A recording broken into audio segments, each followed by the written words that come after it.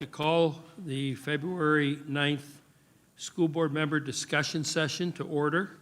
It is 12 o'clock noon. And just as a reminder, there are several items to review. And as we discussed in the past, we would not put a time limit on discussion items at the workshops, only in the business meeting. So I just ask those who have submitted items for discussion to be mindful of time, but not to the extent where you don't get to say what you would like to say, and we can have, hopefully, a robust discussion. So, out of the chute, Dr. Jones? Yes, ma'am. I have an item I'd like to add. I was going to give you that opportunity after Dr. Jones, but you can add it now. Okay, I just wanted to add STEM and science fair programs. Okay? Okay? So, Dr. Jones, you're up. Thank you, Mr. Barefoot. Some of these might be answered when we talk about some of our goals and targets, but one thing on discussion is when I heard when we first came here with our board members that this is the only time we can talk, and I was the only one to put the information on, so maybe we could talk about that at the master board training later and how we combine this, and maybe some will come up more during the year. First one was just summer school K through 12. I know with the summer slide and the pandemic slide that we probably got some work to do. And last year for summer school, because it came on so quickly, it was mostly online. I think it was Edgenuity for 612, and then the elementary had a program. So just basically wanted to see what we were doing for summer school this year, and if it was going to be direct instruction, and look at the iReady data and so forth. Obviously, we always have room to improve, but just to have a discussion on what kind of instruction will happen during summer school. Dr. Moore? Absolutely. Our intention is to bring a full presentation to the board in March, which is going to be our kickoff for our summer programming. I've asked Mr. Meyer just to kind of tease some of that information we will be presenting to speak directly to the point. It will be a data-driven approach, more data than we've ever really used before. And in some cases, especially at the elementary level, we'll be tripling the number of students in which we're going to be able to serve. So very excited about the expansion because, as you said, Dr. Jones, the slide continues, and the impact of COVID is significant and will continue to be significant for the next few years. So to think, we got through 2020, COVID is over, is a tremendous undersell. So with that, I'll give it to Mr. Meyer for just a brief overview as to what we plan to bring in March. Thank you, Dr. Moore. Through the chair, yes, I think the big question on everybody's mind is, will it be face-to-face? And yes, there will be face-to-face learning for our students, K through 12, actually pre-K. We are excited that we will be able to renew the partnership with some of our community foundations and have the Step Into K program. So we're full speed ahead planning that as well. As Dr. Moore said, for our elementary school students right now, we know that in order to have them ready by third grade, we need to support them in grades K through 2. So there'll be additional camps for students who are rising second graders, for instance. Rising third graders, where traditionally maybe we've only served the students that got the level 1 on the third grade FSA, so the hope is to expand that. Also, one of the pieces of data that we'll see later, our middle grades, it's been a challenge, especially in math, and so we're developing plans around what we can do to support middle grades math, and of course our students who need to do credit recovery, that will still be there. We understand that some of our families, we can't predict the future. We've all given up trying to predict COVID, right? But the reality is there will still be families that will be learning remotely, so we're wanting to have a hybrid option for our families that want to continue doing some of these things both online. So we'll have the full presentation, all the locations, all the numbers of students that we think we can target, all the different community partners that we've been working collaborative with to plan that in March. But I'm very excited. I think it's going to be what our kids need right in time. Thank you. That's sort of it. Okay. Else to add? Did anybody want to else add anything on that? Go ahead. Yeah, you made a comment at the beginning about what items, board members bring for this Right. discussion versus others. Just so you know, I, usually in our meetings with Dr. Moore, if you have something that you have a concern about, like summer school, one that I brought up to him this week, or last week, was pre-K. If you'll notice our numbers coming into Yes. kindergarten of children that aren't prepared for kindergarten, what are we doing about that, and what can we do about that? And so instead of bringing up as a discussion for a board member discussion, he's actually going to do a presentation for us in his discussion. So sometimes it's something that we bring here, like your other two items probably are really good things for us to discuss here. Summer school might have been one that you might want to say, okay, are you going to bring that up soon? If not, I'm going to bring that up soon. So thank you for bringing it up. Thank you. And I wanted to, I'm sorry. Go ahead. I want to skip to C, the strategic plan goals and targets. Everything we do is basically aligned to our strategic plan, evaluations, where we want to go and so forth. And when you look at the targets, the baseline and the targets for 21 and 2025, especially with the academic success, Dr. Moore, are we still hitting those goals? Or what are we going to do to get there, especially with everything we've gone through with COVID? Through the chair, as we created our strategic plan, I think we took a very innovative approach. And we want to hold ourselves to the highest standard. And I think the presentation that we give today will reinforce that standard that we've set for ourselves collectively as a board and senior staff ultimately as a district. As we move through COVID, hitting those targets are a challenge. And is it a challenge that we fully embrace and accept? So when I move through this presentation today, you're going to see our ability to adapt to a very complex reality in order to ensure the 2025 targets we do hit. We have set annual targets that we're providing a update today. When I make this presentation, you're going to see a great deal of overlap between the strategic plan, which does in fact drive all of our work, and the strategic plan is my evaluation, as well as the African American Achievement Plan. Very, very focused, driven approach in order to ensure that we hit our targets. To speak very directly, we're in a good place in hitting our targets where we stand today, and we're taking the appropriate steps necessary to offset where COVID has been an impact. And I think at the end of the day, our targets are aligned to what the other 67 districts, other 66 districts are doing. Our goal is to be in the top 10.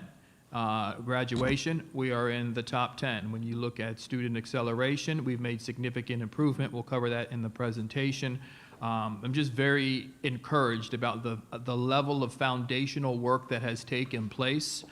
We have not taken our foot off the pedal because of COVID, and we've done some very, very deep, systematic, foundational work to ensure that we continue to accelerate in the coming years. Thank you. And my last one was Equity Committee Liaison, and maybe this will be solved if we look at those new positions, but one of the things when you look at the Equity Committee, the NAACP and so forth is making sure that the Equity Committee will receive the data they request. And so I didn't know before those positions, or do you have someone assigned to make sure that the Equity Committee has what they need? Through the chair, let me start with the positions. As shared with board members, I will be bringing a number of positions to the board for approval. These are job descriptions not previously established within the school district of Indian River County. To speak explicitly, I'll speak to two explicitly today. First and foremost, Chief Equity Officer. This is a cabinet level position that ensures that the level of attention around our collective priority, equity, continues to have that focus from a cabinet perspective. This is an intentional position. The time is right to fill it. The volume of work that needs to be done, not only in this year, but in the coming years, is going to remain a priority and remain significant in terms of the volume of work. And we need individuals freed up to continue to take our collective expectation and belief to bring it to life, both within the school system and throughout the community. So I see this equity officer not as an internal resource, but a community resource ensuring that we're doing everything we need to do as a community to fully embrace and understand the richness of diversity and how it includes or improves a community experience. The second position is a community liaison specialist.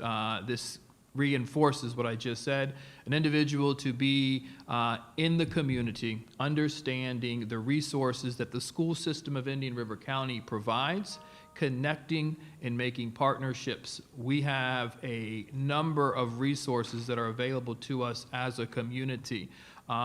We have a community that wants to support, that wants to help, wants to bridge the gap. And we need to align all of those resources while at the same time be in all places at all times. And that's saying a lot, but the truth of the reality is we can't move this work in the way in which we need to move it, in the pace in which we need to move it, unless we've designated the resources and the human capital to do so. So this individual will have the opportunity to go and tell the story, inform the community, and create relationships to maximize our collective efforts across the community on how we really bring equity to the forefront, not only within our school system, but within the community as well. And as it relates to the Equity Committee, we have create an opportunity to provide information to the Equity Committee as it's being requested, and then have that information to them in enough time so when they have meetings, they're having fully evaluated the documentation that's being provided. One of the things that we did earlier this year upon my arrival, that information literally was not being kept anywhere. We did create libraries. So as principals create, as an example, there were no African American achievement plans for school sites. Every school has their own plan. That information is available. We submit the documentation and house it in the library so it's easy to resource and have that information available. So it's not completely about the collection of paper. It's about the alignment of purpose and doing the work around equity to improve it, while at the same time fulfilling the requirements within the joint order, and we're fully committed to doing that. So I think with this additional human capital, it leverages us in a position to be more flexible and able to accommodate the needs as they're being requested. Additionally, just in case the question is asked, these positions will not be an additional cost to the district. With positions that have been unfilled, we have more than enough money within our salary line to fund these positions for the remainder of the school year.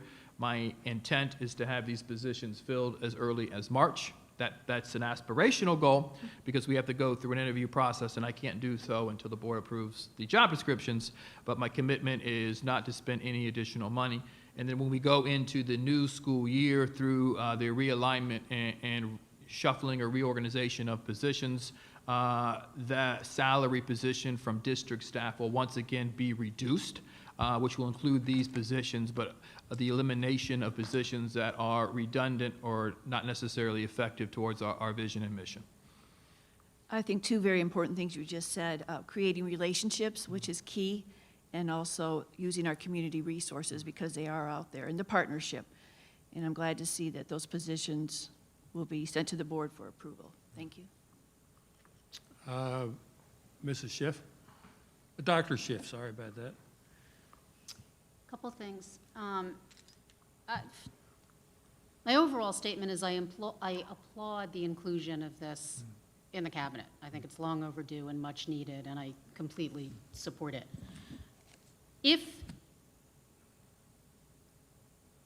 As the board has to approve the job description before you can go out and look, one of the things that is occurring to me as I listen to this is that we tend to use the word equity as a catch-all for this, but what we're really looking at is diversity, equity, inclusion, and belonging, right, in our schools. And the term that I hear most kind of on the street, if you will, is DEI or diversity, equity, and inclusion, or sometimes I hear JEDI, justice, equity, diversity, and inclusion. I'm a fan of the term belonging as well, which comes, long story where that comes from. But I'm wondering if what my fellow board members and you think about taking a sort of simultaneously broader and narrower approach to what this is. I don't think it changes the substance necessarily of the work, but I think it's about more than, it could be about more than just equity in the ways that we've been using that in the district thus far. And I'm wondering what your thought is, or anybody's thought is, about broadening that to actually be, and had I thought of this sooner, I would have mentioned it to you before we got here, but about a diversity, equity, and inclusion officer, or something that includes but also widens the lens of what we're thinking about. Through the chair, I can't agree anymore. And as I enter year two, with year one with an asterisk on it because of COVID, that was the intent, that equity is not the responsibility of one person or one office, but to lead from the front and establishing a priority across the entire system. And I think that work has really propelled us in terms of setting equity, diversity, and inclusion as a priority as our system. And the next step is to continue, as we continue to move the entire system forward, that we have the designated resources available where a high-level, capable individual who has the same expectation that we have around these priorities is 100% dedicated to doing that particular work. It is a purpose and priority of mine, but as the superintendent, I have 5 different areas within the strategic plan in which I need to drive, and I need to drive them in a parallel approach in order to ensure we hit everything we collectively know we need to hit. In order to ensure I hit that second area, focus area 2, which includes the equity work, culture, and climate, we need to designate additional resources to continue the thrust that we've begun in year 1. So absolutely. So if I could follow up. A, how difficult, and then I have a follow-up after my follow-up, but how difficult is it, or appropriate might it be, to change the title of this position? And what do my fellow board members think about that? To really put the emphasis on everything that you just said.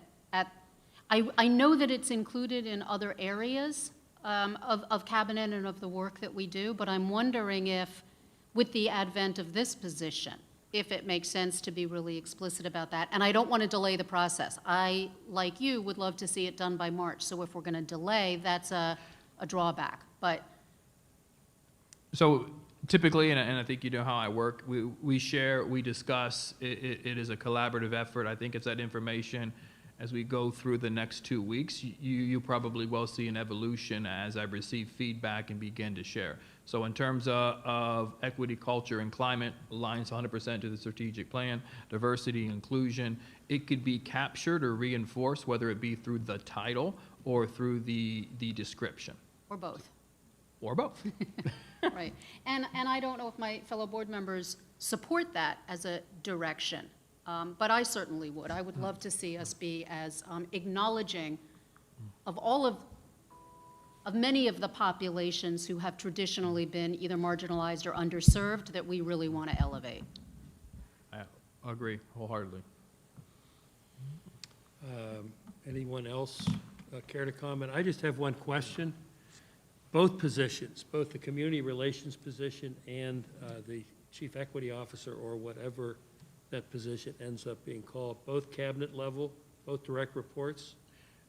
No, the intention is the chief equity officer would be the cabinet member. Right. The community liaison would report directly Right. to the chief equity officer. Oh, community relations Would person. report directly to the Okay. chief equity officer, I keeping just- that focus just not on community, but on equity, diversity, and inclusion.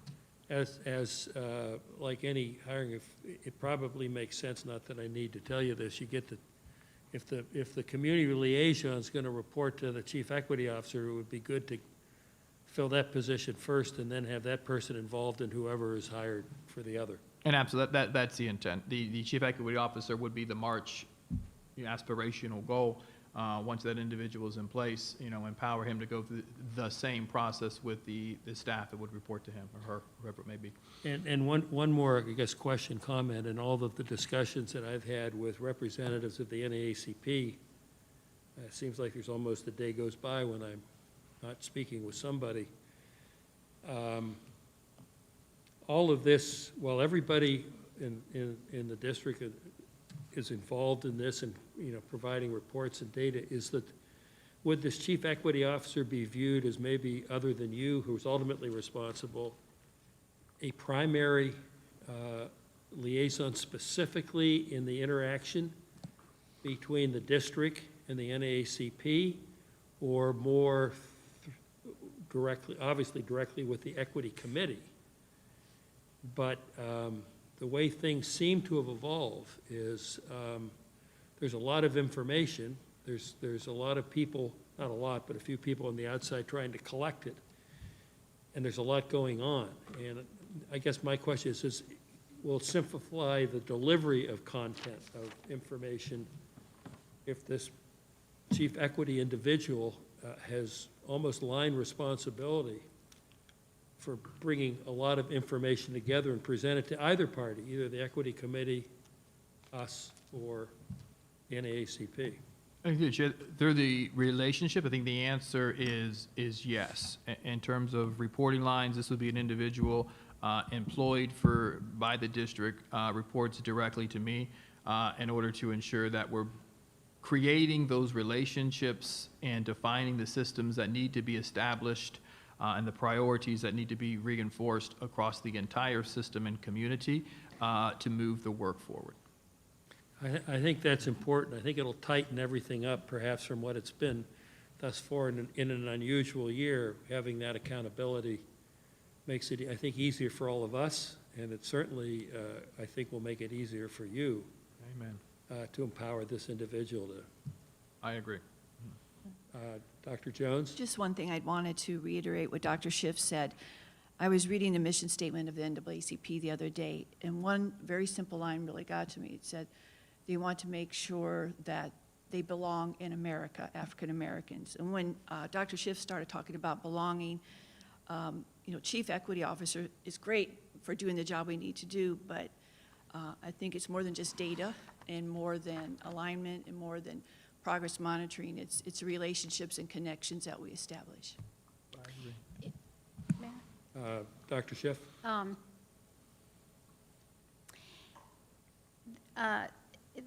There's a guy named John Powell who does a lot of work on inclusion and belonging and who is brilliant. I'm happy to forward some of that information and some of the work that he's done where he discusses why diversity and equity and inclusion is limited, but belonging is actually what we're aiming at.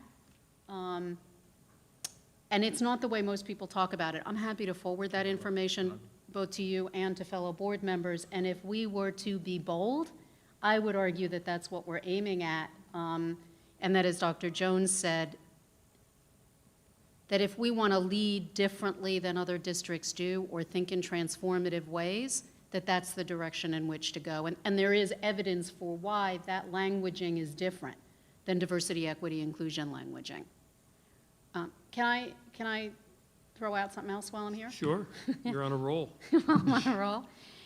And this is going to take us in a slightly different direction. So if there's more to say on this, we can back up and come back to it. When I first saw that Dr. Jones had put Equity Committee Liaison on the discussion agenda, perhaps because I'd been here for a couple of years and know that there are liaisons within the district, I thought what you were talking about was an Equity Committee Liaison on the board. And I thought that what we were aiming at was a way for the Equity Committee to communicate directly with the board, or have a person who is what's the word I want? Liaison. Pinpoint, target, whatever that is. Because we've talked about that, and they've talked about that. They've talked about the difficulty in how to communicate and with whom, and and reaching out to the board and not knowing who to reach on the board. And I actually thought that that's what you were aiming at. So I'm wondering if that's a conversation we want to have. Because it's come up a number of times about difficulties in when, how, and to whom the equity committee communicates when they write to all of us all the time, of course, or have in the past.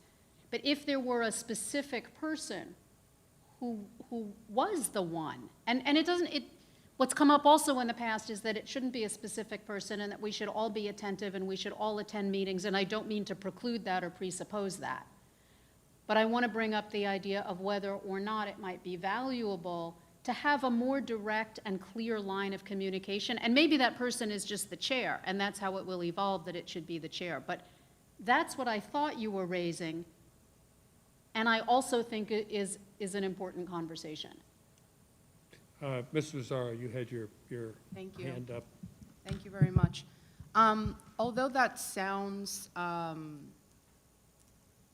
to be a good idea in theory, I suppose, but in practice, we got to think about how that would work. So if we have one person who is the liaison with a board member other than the chair, in conversations that might lead to how agendas may work or relating information, then that person has to wait until a board meeting to share it with us in all because of sunshine.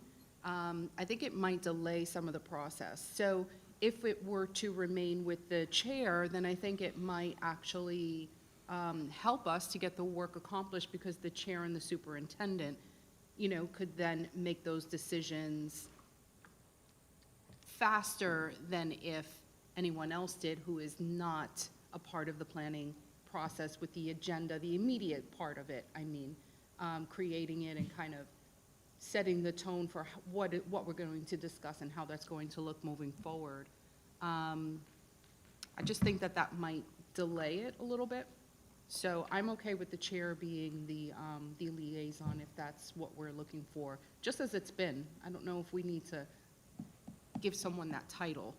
Well, let me just respond quickly and then follow up. First of all, personally, having been, I would say, very involved, I don't know how much progress has been made, but certainly very involved, it's all about relationships and trust. And not in that order, by the way. It starts with trust, and if there's trust, you will develop a relationship. And for a variety of reasons, we all know that there's been a lack of trust, not intentionally necessarily, but it is what it is. And I would encourage everybody to,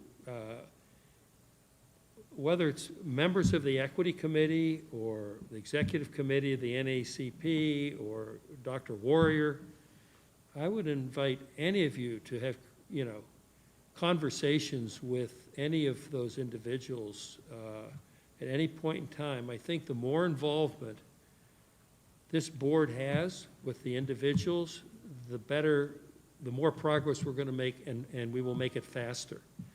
And my sense is, and this is not a criticism, and I could be wrong, it's more of an observation. In the past, maybe before Dr. Moore, too much was put on the superintendent to be that person.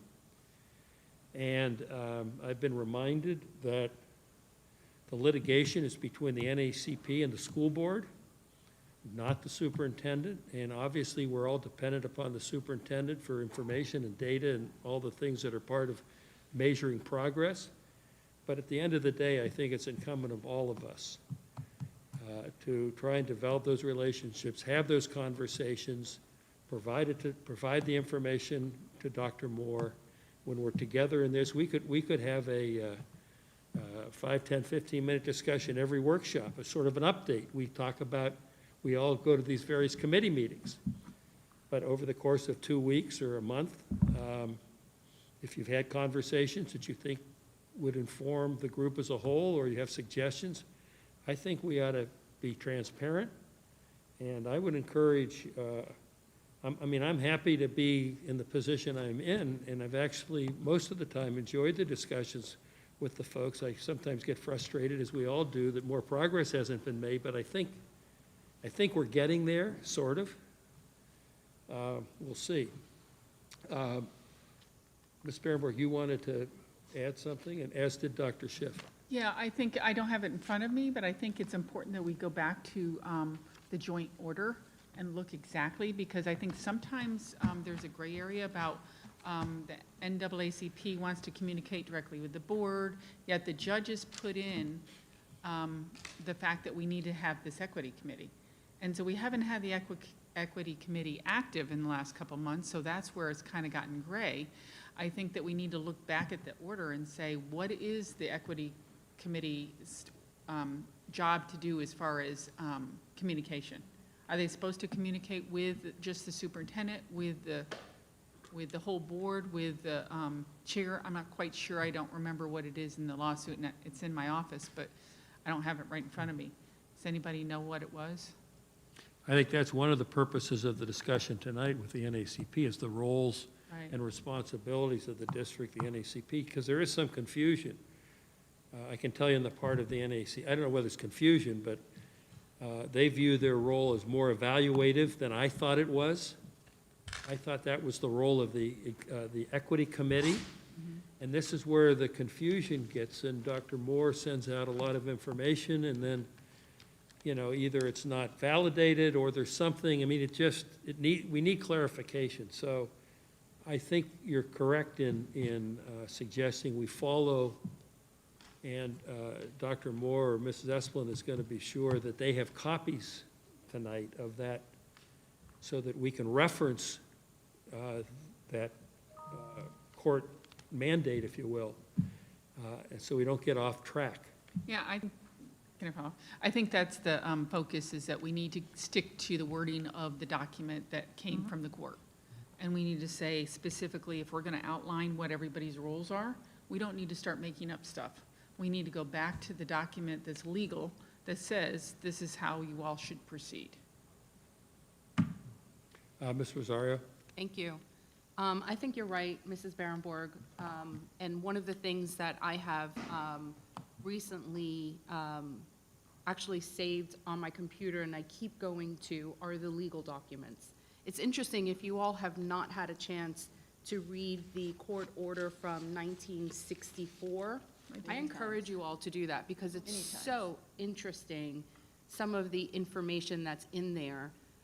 We talked about how we're going to make changes to meet the requirements that are will bring us to completion in total with the joint order. Although the work will never finish, it's just an ongoing work to be completed. But with regard to the responsibility of the equity committee, all equity committee members, and I'm reading directly from the joint plan, shall serve in a voluntary capacity and shall be residents of Indian River County.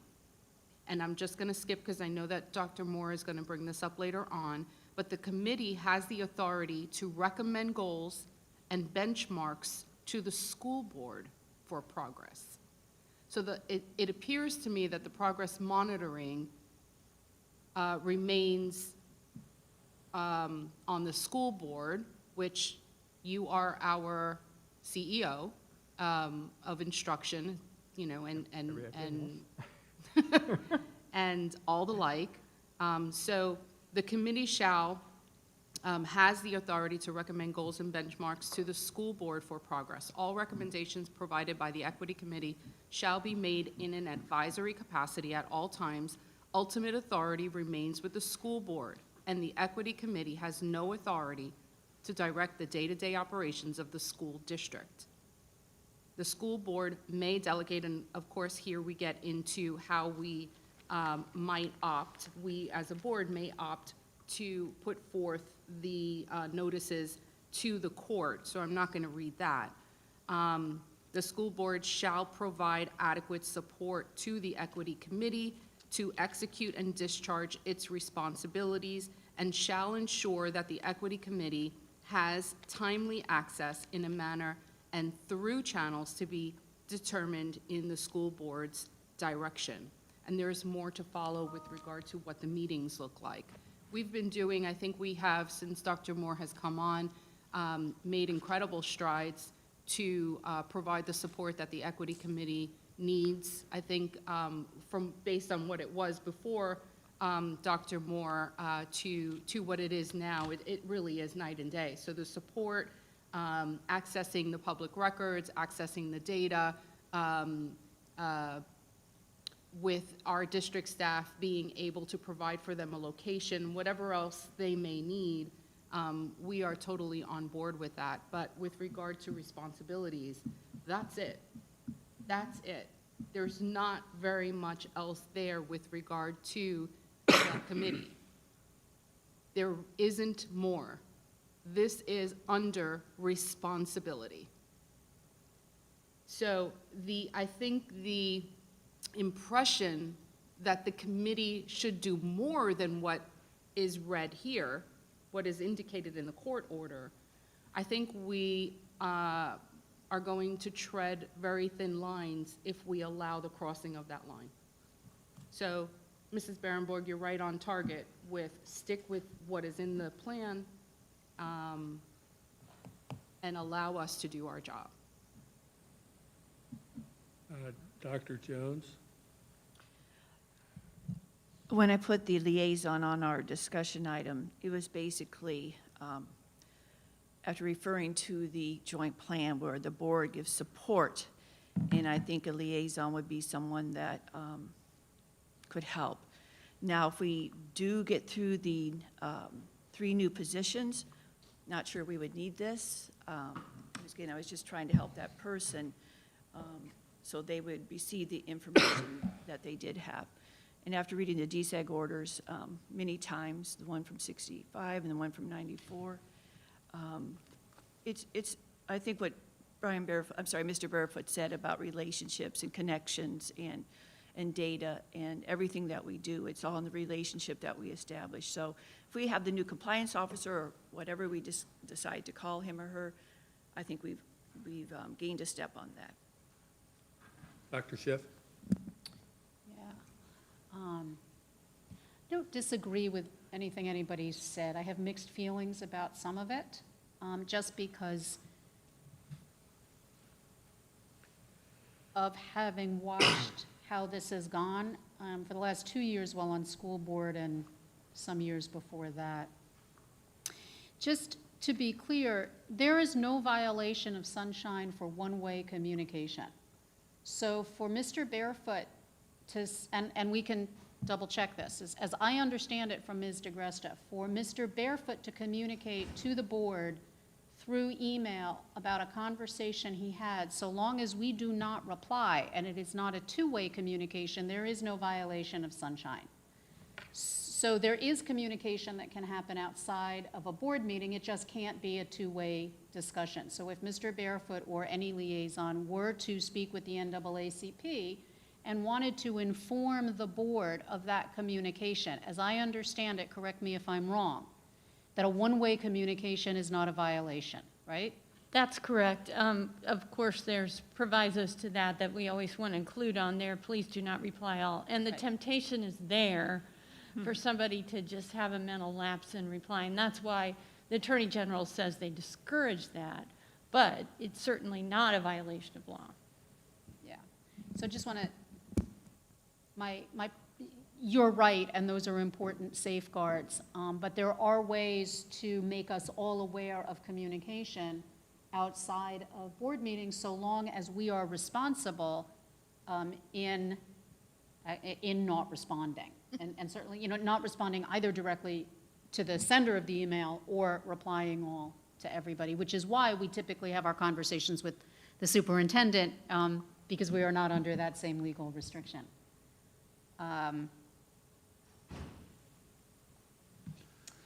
The joint plan, I don't disagree with what my fellow board members have said about following the requirements of the joint plan. But what continues to come up is that the joint plan is insufficient. It's inadequate in a lot of ways. And so we go back and forth often in our disagreement, either about what it exactly says or its sufficiency.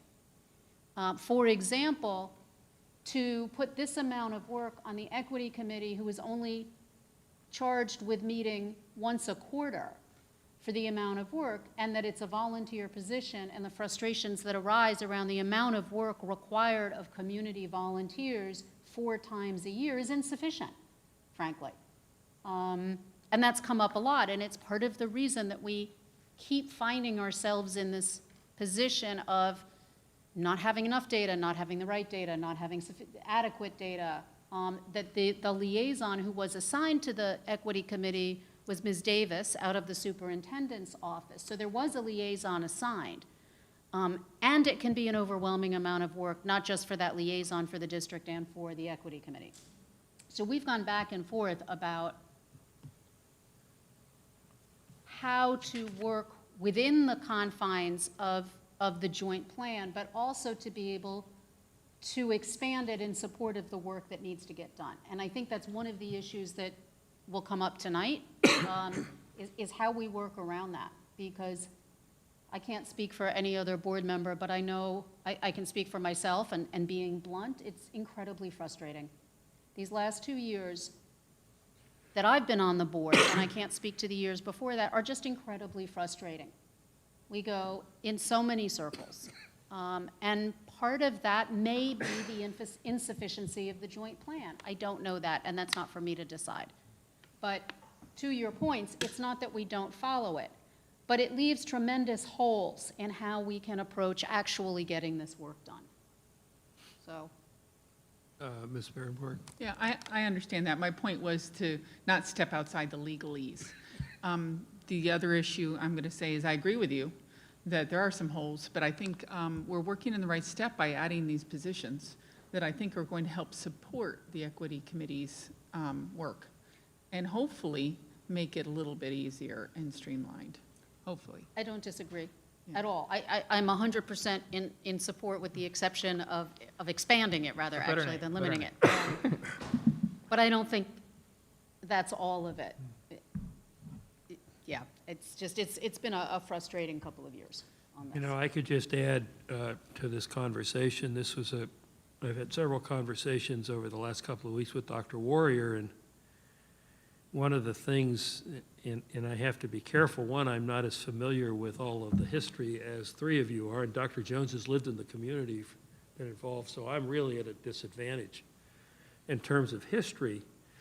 And I keep talking about, the achievement gap, for example. The achievement gap affects all kids, not just African-American kids. But I'm reminded when I say that, I have to be careful how I say it, the singular focus of the NAACP lawsuit is on African-American kids. So I think when we talk about inclusion and belonging and all the words around this topic, if we want to move forward and get out from under and reach unitary status, front and center has to be the progress we're making toward African Americans, even though everybody will benefit without necessarily having to say it. And I'm not constantly, but I've been reminded that I need to really, when speaking with them, be laser focused on their community as opposed to the broader community that also needs to up their game, if you will.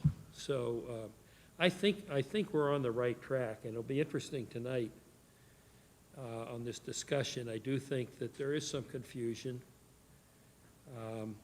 And I would hope that whoever ends up being chair will have the opportunity perhaps to have a discussion with that individual, in a workshop, let's say, as opposed to a business meeting, and he or she can, they'll have opportunity to offer their point of view.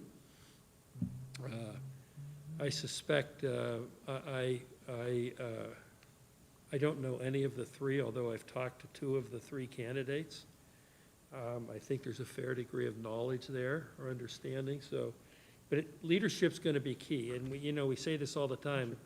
You take leadership for granted until you don't have it, and then you realize how important it is. And I think that getting the right person in the chair, maybe all 3 of them would do an equally good job, is going to be really critical in how that person leads that group, interacts with these two positions that Dr. Moore references, and then all of us when appropriate. If I could, to your earlier point, I too have spent hours on the phone with Dr. Warrior and Mr. Brown and Ms. Green, and I agree with you in that it is a shared responsibility for how we communicate with those entities. I spent over 2.5 hours on the phone with Dr. Warrior 2 days ago. It was actually a very productive conversation, which I look forward to, at some future point, bringing more back about. I'm doing some exploring of some of the things we talked about. So yeah, we do all need to have those conversations, but what we also want to be cautious about is how multiple conversations can sometimes interfere with, and kind of get in the way of straight communication, or may sound like there are multiple and competing interests. I think we all agree that we all have the same primary interest, but it's tricky, right? 5 people communicating with 3 or 4 people, however many that may be, is a lot of lines of communication. So I want to be conscious and conscientious about that as well. Well, there's no question that Dr. Warrior is the go-to person for the executive committee. Tony Brown is always cordial, and I have good conversations, but at the end of the day, talk to Dr. Warrior. And so she is the content person, and she's excellent. She's been around a long time. She gets it, and I would hate to think if you talked to her for 2.5 hours, and it was the same day that I talked to her for an hour and a half. It was a long day for Dr. Warrior. I don't know about us. At any rate, anybody else want to add to the conversation? Yes, ma'am. Dr. Moore, do you recall, I mean, I know you weren't here, but do you recall in the information that was given to you, when this plan was signed in August of 2018, do you recall if this plan went immediately into effect in terms of the districts putting together the committee immediately that August or September of 2018? Or did it take some time? Do you know? Through the chair, that I can't say 100%, so I may lean on Ms. Dampier. I think the first equity committee, so in August, established and signed off, began implementation of January of 2019. Did that work during the year 2019 and gave its first report to the board at the end of 2019.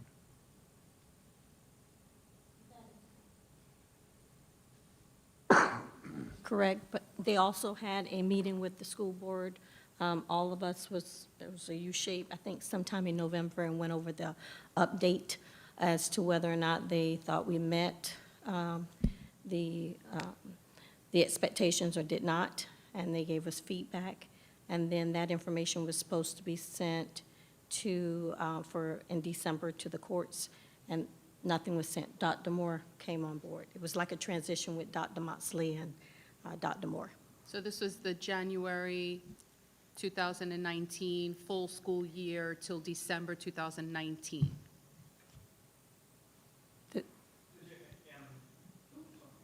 I'm just trying to, Part of the confusion is we have a school year that we're all Right. conditioned to talk about, which is August to June, and then we Right. have results.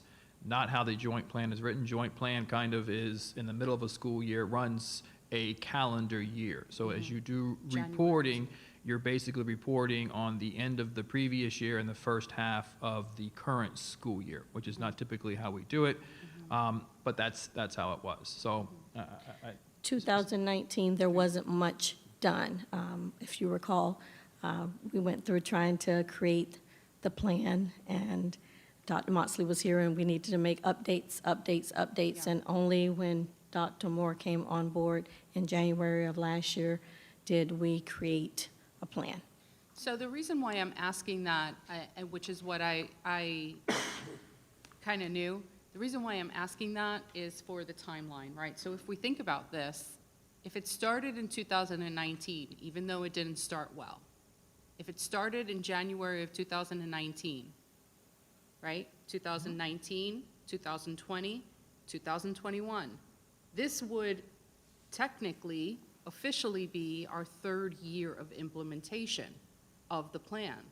According to the joint plan, whether executed well or not, that's not what I'm mentioning here, because you were talking about timeline, Mr. Barefoot. So according to the joint plan, we have 3 years of implementation. And then after the third year, the committee would, in its monitoring of the school district's work towards equity, if we met the areas that we are trying to implement, then the courts would give us, then we would be released from this court order, essentially. However, the committee can still continue its work moving forward. If at the end of the 3 years, which technically will be this third year, we did not complete all of the things that we were supposed to complete, then the committee, again, would remain for another, I think it's 2 years, 2 or 3 years, even if at the end of the 3-year period, the parties agree that the school district is entitled to a declaration of unitary status. In some or all remaining areas, the equity committee will continue to exist and monitor equity issues. So there's still an opportunity, even if we reach that 3rd-year mark, for the committee to continue its work. I mention this because part of the frustration is the first year of implementation really wasn't implementation. The 2nd year of implementation, COVID hit. If I got that right. And this is the 3rd year of implementation. So I think in a way we have to give ourselves some grace here.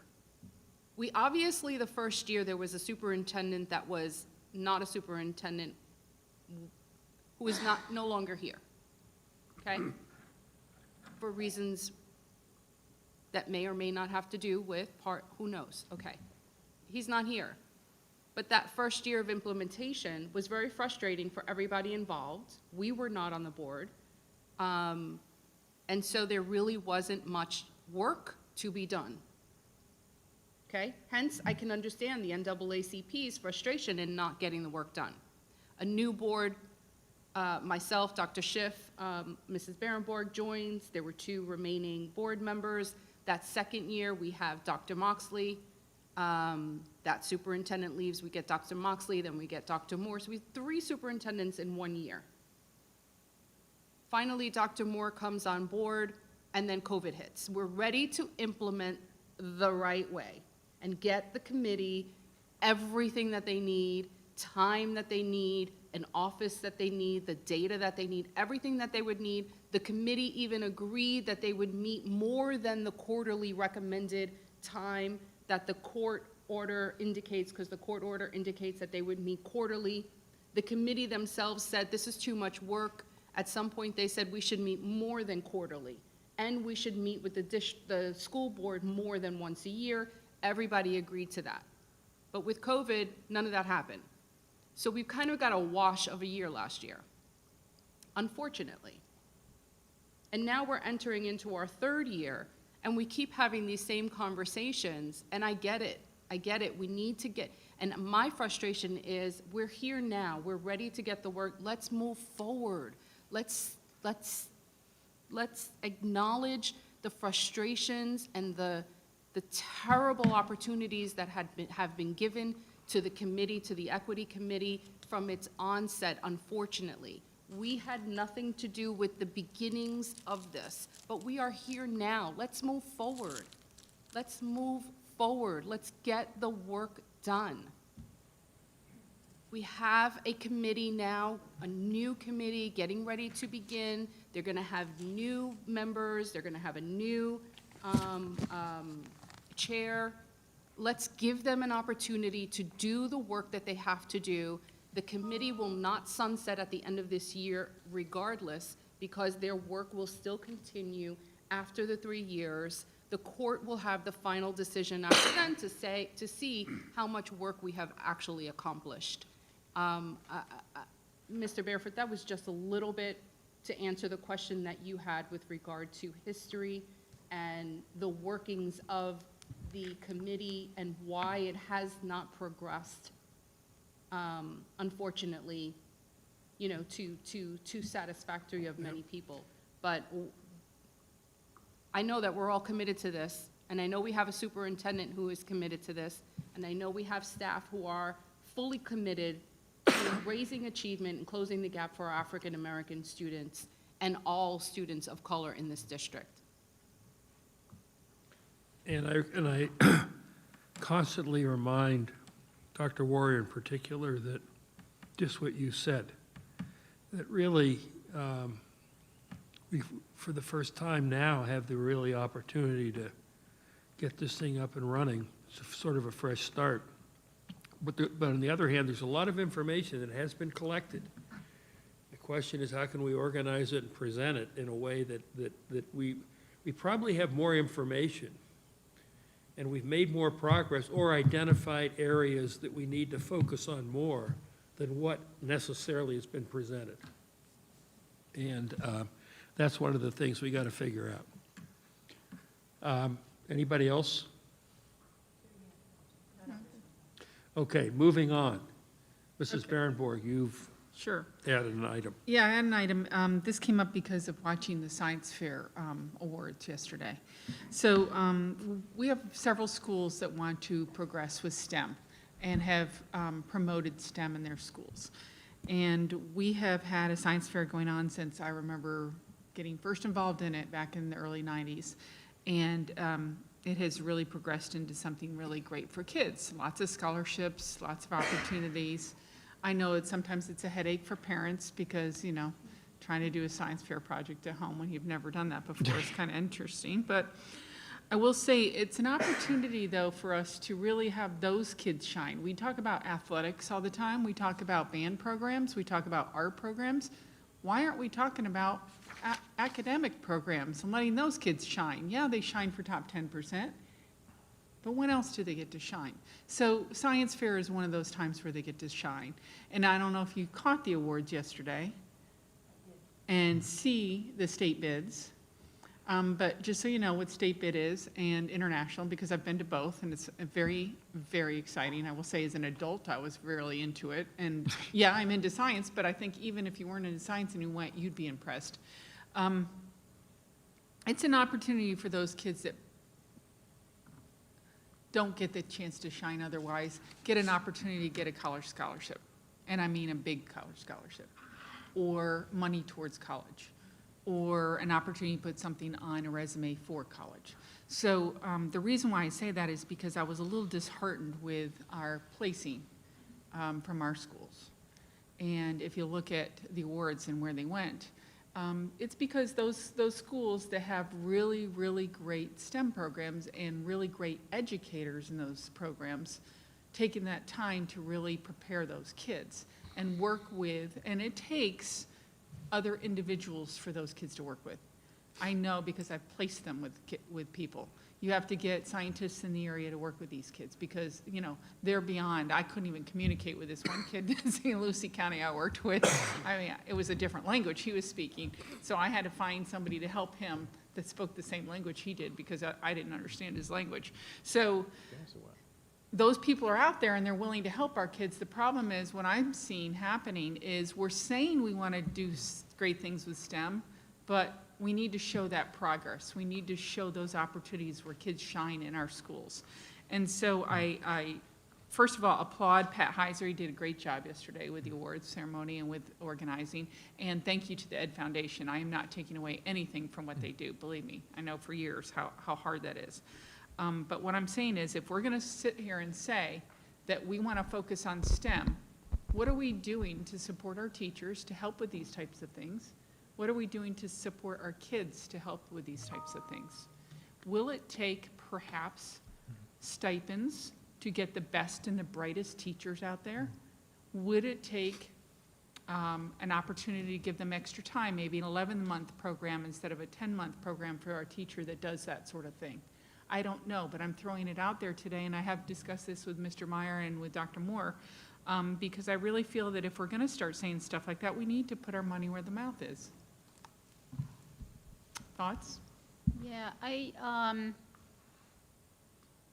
100% agree with what you're saying. STEM is not my area, it's yours. So if you don't understand the language, Well, You know, this kid was studying you're at an 8, skin I'm at like cancer. a -3. But I want to actually expand on that a little bit, and I don't want to take away from what you're saying. And I've mentioned this also to Dr. Moore and others. I went to the College and Career Readiness Night at Sebastian High School the other night.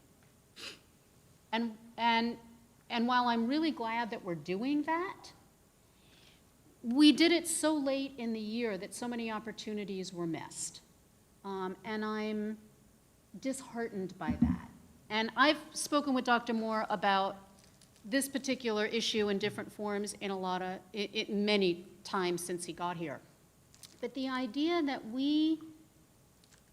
my concern, and this is not negating, it's actually building on what you're saying, is I don't think that we are adequately, in many ways, preparing our students for life after high school academically. For example, most parents, and I will say this again tonight at our business meeting, I don't know that parents in our high schools are aware that we're offering the SAT in 3 weeks on March 3rd for free for our students, which means that we have missed months of time when kids could have been preparing for their SATs. That's such a disservice. And I'm upset about that, to be honest. There are other things. There were scholarship opportunities that were missed because nobody knew about them. So in addition to we're not paying enough attention to STEM, we're not paying, in what I am increasingly recognizing yet, and I believe that we will do this moving forward with Dr. Moore. I'm very optimistic about that. But I don't think we're doing enough in the culture of education here to expand horizons for what happens after high school and the possibilities that kids can achieve academically, and giving them every possible opportunity to do that. And so I don't know if you guys went to the College and Career Readiness Nights. Yeah, there was one at Gifford, there was one at Vero Beach, and I went to the one at Sebastian. But like you're saying with STEM, there are a variety of areas where I don't think we're stepping up enough to support these kids in every way we can for their academic achievement, and highlighting that. Can I follow up on that? Yeah, my focus was on this particular point Yeah. to stick to I STEM. know, I know I took But it out of since you that, did but- open that Pandora's box, I will say, I don't think parents realize that you should be attending that when they're in 9th grade and 10th grade, not when they're a junior or senior. They should be looking at Yeah. career and readiness. Actually, you know, when I coached, I would say to kids, you need to start developing and people don't realize this, but a sports resume when you're in 8th grade.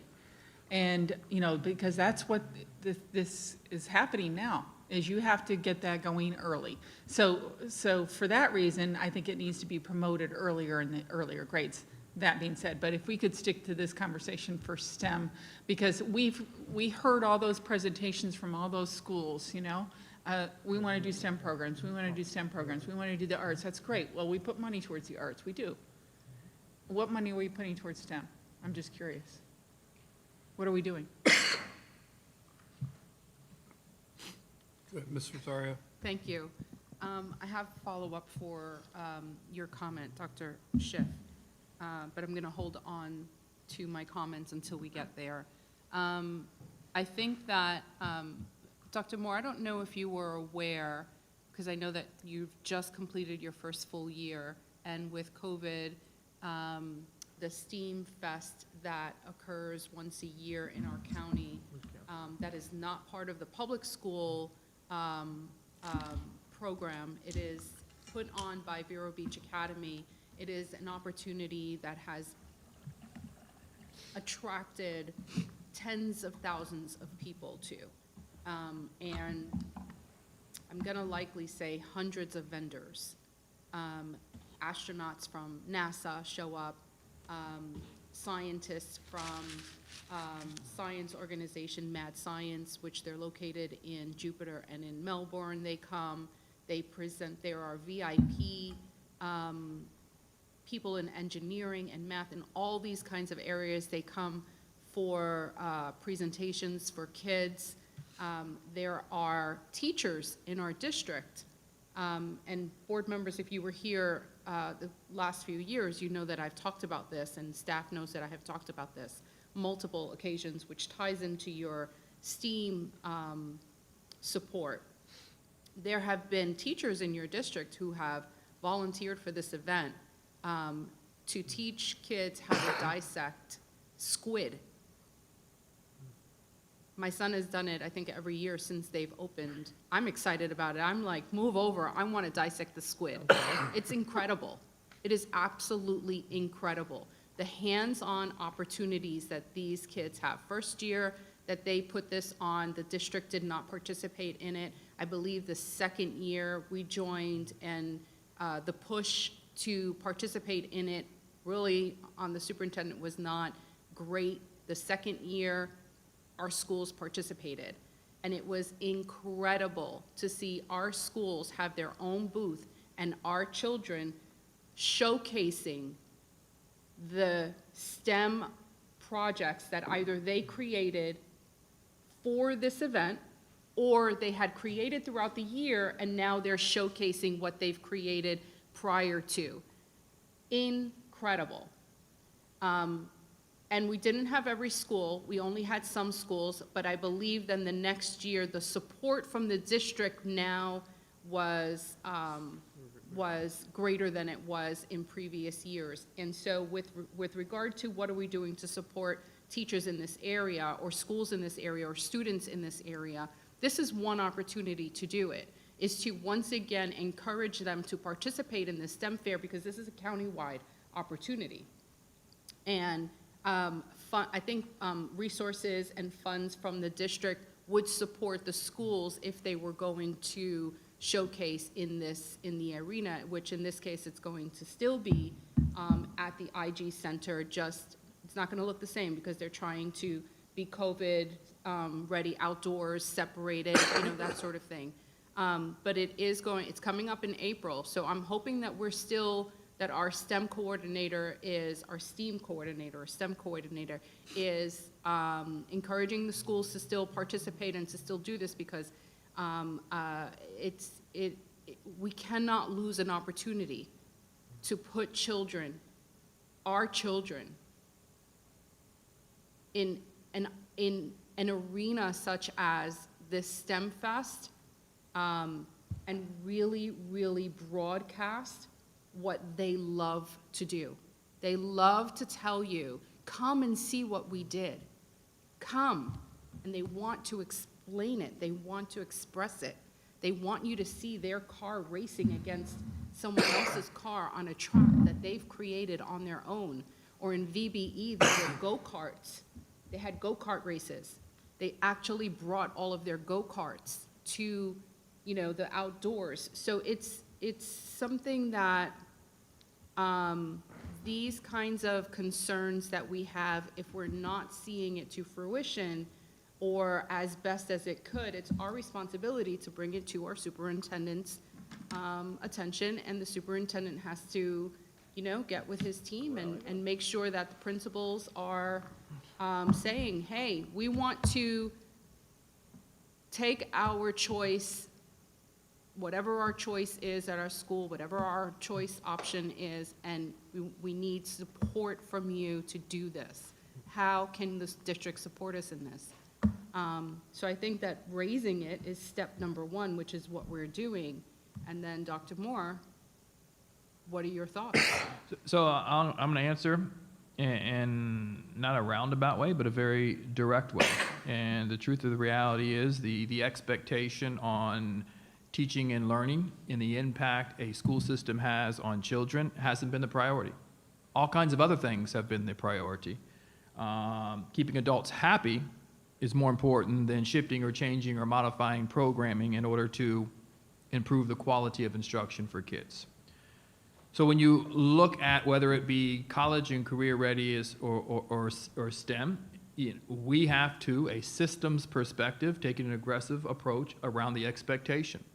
If you heard me once over the course of the first year, you probably heard me 1,000 times talk about the rate of proficiency in Indy River County compared to my previous county. 6 percentage points difference. You can't go to McDonald's and order in English, but a 6% proficiency different, 97% minority rate, but here, 6 percentage points lower. It's unacceptable. It's unacceptable. And it may hurt to hear, but the truth is, who it really hurts is children. Yep. I said it to district staff, and I've said it to senior staff. My daughters would not have been able to take the courses that they took if they lived here. They would have aged out. They would have had nothing to take during their senior year. A GPA in Miami is 4 to 5 tenths higher than here. I've lived in both. I've lived here for a year, and you're not going to be able to tell me why. That's setting an expectation and saying we're just not going to take a passive approach and hope that our teachers who give so much and do so much take it above and beyond for themselves. Why are there not enough science projects? Because it's not the expectation. And what we're asking teachers to do this year is a lot. But doing a project-based approach is a priority. Looking at stipends to compensate those who go above and beyond, man, we need to do that. Thank you. One of the things, The foundation. absolutely. Our foundation, but we can pay for that because Yeah. that's what we get money for. Another thing, and Mr. Meyer can probably take us in a little bit of a deeper dive because him and his team have already said, you know what, we have all these STEAM academies, but what's the criteria and what's the credentialing that we as a system are saying, yeah, you're just not calling yourself a STEAM, but how are you being credentialed? So Mr. Meyer has been working for the last 3 or 4 months. Can you take us a little bit deeper on what we're doing to ensure when we say STEAM, we mean STEAM? Absolutely, and I mean, I think you already touched on it, right? I mean, there needs to be a designation developed so that everyone knows where we're at, right? With clear criteria of how we move from one level to the next, and then to the point where we're providing the resources and assistance to support schools in them moving from, if we do go with a bronze, silver, gold, right? There's lots of different ways we can do the designation, but where is the intentional plan of watching the schools grow and move up and improve? And so that's what we've developed. The schools will be showcasing where they're at, I believe on May 20th. Is that correct, Ms. Maddox? And so we're excited to roll that out this year and watch them continue this process and grow. And another opportunity that we're looking at for our secondary schools to increase the availability of our students to do well in things like the science fair. We're moving into an 8-period day next year. There'll be more room for electives. There's no reason that we can't add if we're going to be able to be supportive through certain stipends to give our best and brightest teachers in the STEM fields the opportunity to teach those certain electives where the kids will have time during the day to work on this, because that's one of the things that we see from some of our students in different demographics is that they don't always get the support they need at home. And there, of course, there's a lot of curricular demands, right? When we need to cover all the core that we need to do, but why not create an elective class to support those students? And if we can get, whether it be the district or a foundation to support the provision of whatever materials are needed to see a more diverse participation in the science fair. So very excited where we're going with this. Couldn't agree with Dr. Moore more about, the data that we've seen in the past, but it certainly will not be reflected in our success in the future. Can I follow up on that?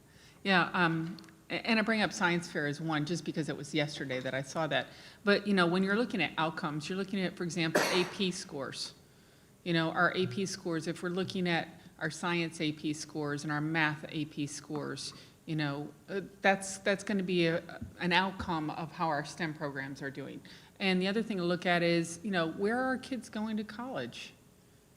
Are they going into these elite programs? Are they going into Ivy League? Are they going to MIT? Are they going to programs where they can really excel in STEM? Because if we're saying to parents, when they're 5 years old, sign them up for this school because they're going to get a STEM education, and the parents said, all right, that's what I want for my child goes through, and then all of a sudden, that doesn't keep happening. So that's my concern is it breaking down in middle school? Is it breaking down in high school? Are we not getting that support? What's happening? I think it's a first and foremost, it's an expectation that we have to deliver. And there has to be a boldness and willingness to move the adult people's cheese and saying, just providing the service is okay, but there's an expectation on the outcome. So I went to an AP night, and information being shared with adults is it's okay if you don't pass. Well, the answer to that question is no. No, it's not. You need to pass. Yes. And if you can't move them to pass, we need to find someone else to teach the course. And what we do for dual enrollment. And I have a daughter who graduated with her AA. We need to expand that. The fact that we don't have a FAFSA night and we're not helping parents go through what is the most complex, Yes, arduous please. process to fill out the FAFSA. And in some cases, very, very scary to fill out because, there's a lot, they ask for a lot of very, very private information. Those are things that we identified as a concern last year, directly provided a office for someone in student services to look at this work. That's foundational, right? A lot of what I'm about to present is foundational and setting the foundation to move the work forward. One of the things we're going to roll out next year is going to be a college assistance program. That's going to be individuals, not a new allocation, but a redistribution of allocations, someone at the high school who's fully dedicated to understanding and educating and informing families and parents as to what needs to be done and going into 9th, 10th, 11th, and 12th, how you create your portfolio, and that's your job. That's your job. No one's going to take you off that task. Because if you're not in the right course in 8th grade, and you hear me talk about this all the time, your projector is off, and it can't be fixed. So it's creating the systems to uphold the expectation that we have. And it is fundamentally reorganizing and recreating the district. And I'm confident we'll get this work done. Dr. Jones. A special thank you to Pat Heiser and Becky Teskey and Mr. Meyer, because my husband judged elementary this year, and it was a whole new venue with the videotapes and everything, but I know that took a lot of work. I was a principal 10 years ago, but in those 11 years I was a principal, Sebastian River High School and Vero Beach High School had many state bids and a few international bids. Yep. And we were always so proud. It got competitive. It really did. But also, when I was looking over supplements, is there still one for science fair coordinator? I thought there was. I'm not sure. But anyway, we put a value on this. And by the value, I mean is the science fair coordinator would have a period to meet with those students. Because if you were really, really developing the kind of projects that you thought could go farther, you needed some time. And each year I saw it dwindle a little bit. I can't really pinpoint it, but they'd say the kids are doing this or they're doing this, and maybe not as much emphasis was put on it. I don't know, but I'd certainly like to get back to that, get back on track on that. But valuing the people with a stipend, a lot of extra work if you're doing it right. This lady would know. And also with the period, it is, believe me, it's not a planning period, it's meeting with the students on a regular basis, but that's what got our kids to state and international bid, and they had a lot of fun doing it.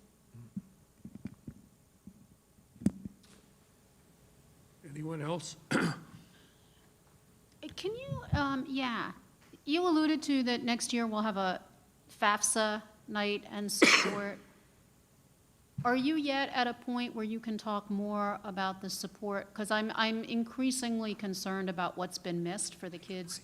So this will be great for the kids coming up 9th and 10th, but, do we have a structure where our current guidance counselors are working with the kids who want to aim for college so that they're getting all the resources that they need? Can you say more about that?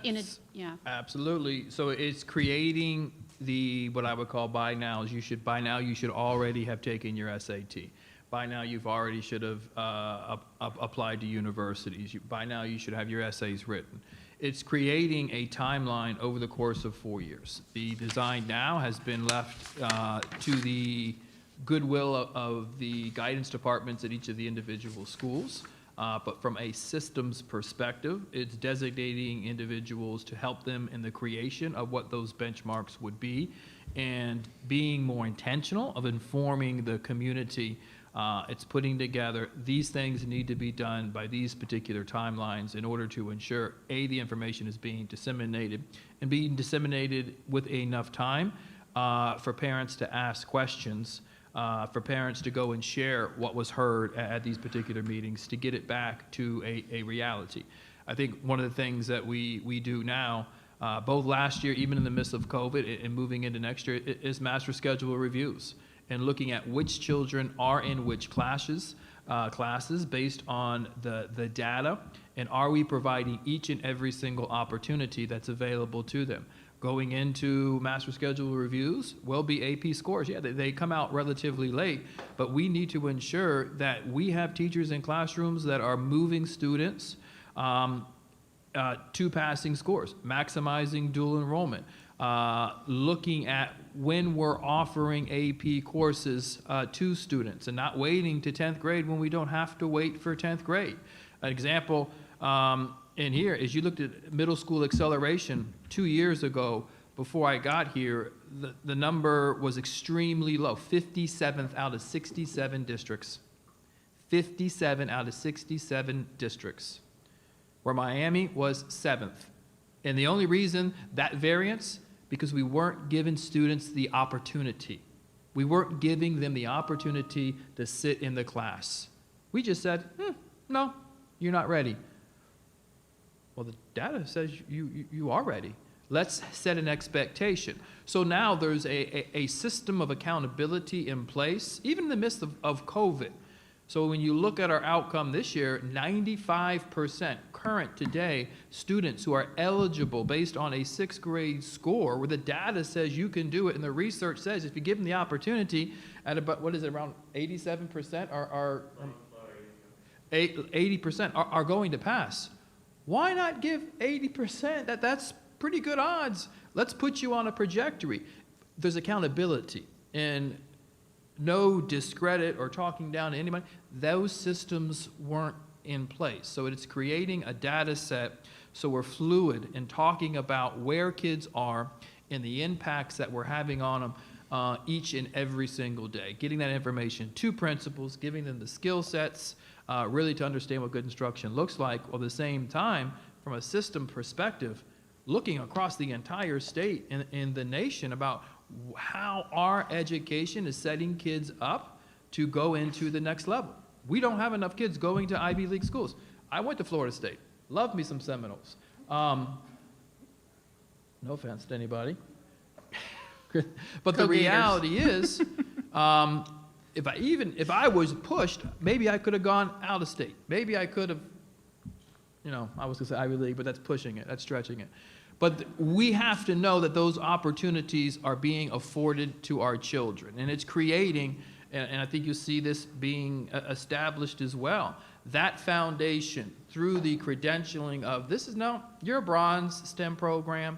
This is not a participation. Everyone gets to be gold. This is the criteria. This is the impact. So it's creating that condition within our system. And there's a lot of work to be done, but we have the right people in our classrooms leading our schools to get it done. So to follow up, you mentioned master's scheduling. And I'll follow up about this offline more too, but will there be opportunities, say for 11th and 12th graders, either inside their school day or in an after school, to make sure that they're getting, they're late in the game? Will they be able to get access? Will they get some support in writing their essays and identifying colleges? Can they have a free period during the day where they have a counselor who works with them, or after school? So one of the things that Mr. Meyer, we've announced some very big things that we're doing, whether it be the college assistance program, the new job positions. Another big thing to Mr. Meyer is we're moving to an 8-period day. And here's an opportunity for all of our secondary schools. Teachers already teach 7 classes. One day, they don't get a planning period. They work from the beginning bell to the end of the bell. By offering one additional class and going from 100 minutes to 90 minutes, whoop-de-dee-doo, we're giving up 10 minutes per class, but picking up a whole other class for students. For the students, it does 2 things. I can take that remediation course Yep. without having to give up the enrichment course. Right, yep. An adult doesn't have to say, well, you can't graduate unless you pass this test, and you probably won't come to school unless we're going to make it fun and exciting for you. We now can do both. On the flip side, we're doubling the amount of time teachers will have to plan to provide meaningful, innovative, rich instruction. You can't ask teachers to produce the adults we all collectively want for our kids unless you give them the time to work with one another to figure out how, on God's green earth, do I engage and excite today's child. We're giving him that time. We're giving him that support. And with those courses, now principals have the opportunity to go back and say, you know what? I want to do a class like you just mentioned. And those classes exist. They're called seminars. We're going to sit, and for the first semester, and when do you have them? Your 11th grade second semester. We're going to work on your essays. We're going to understand everything that needs to be done. So when I walk into my senior year, that level of anxiety that's created for a senior during their first semester can be absolutely eliminated. And that's my oldest daughter, like worrying about everything 1,000 times more, kind of like my wife, that she needs to. But we can eliminate that by planning and designating the time to do that. So the answer to that question is yes.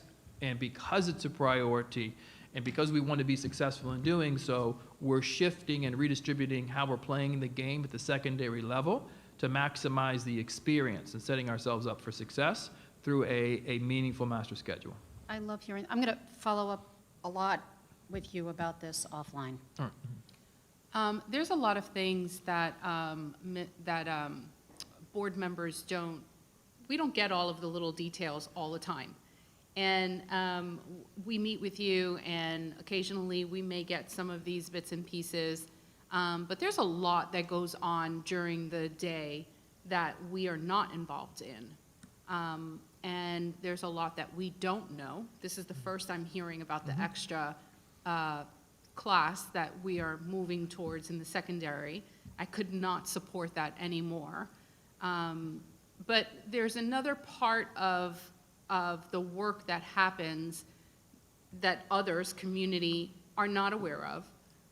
Part of what you do as superintendent is you're not pushing papers, you're out in the schools, you're visiting, you're meeting with principals, and you bring your entire entourage with you. So when you do this, I did not know, right? When you do this and a principal says, I'm just throwing it out there, that they didn't have support or they didn't have whatever, you look to your team like, let's do this, right? Let's get the support that the principal needs to get this done. I trust that some of the gaps that we are noticing in our first year with you as superintendent are going to be addressed in the way that you supervise and manage the schools, and obviously our curriculum and our instruction and everything else that goes along with that, because I know that your heart is for children. I know that your heart is for children. That said, all of these initiatives that we put forth, whether it's to support the STEAM initiative or whether it's to support the initiative from the academics side, the schools with increasing capacity of creating an extra class, and then what you're going to do within that extra class, if it's for the FAFSA, workshops, or really helping support the guidance work that needs to go into, and the PD that needs to go into how you're going to manage your school day to get that up and running, and so on and so forth. All of that takes time, including the work of the equity committee. Everything takes time. We have to understand, sometimes it feels like you've been here for a long time. Well, You've COVID is only the been times, here too. for a year, and 10 months out of that year, we've been dealing with COVID. Maybe a little less. But it's important for us to understand that we will reach that mountaintop experience. We're going to look down, we're going to look back, and we're going to say, check out where we were on February 9th, 2021, and look at where we are now. Because all these things are going to happen. but they take time.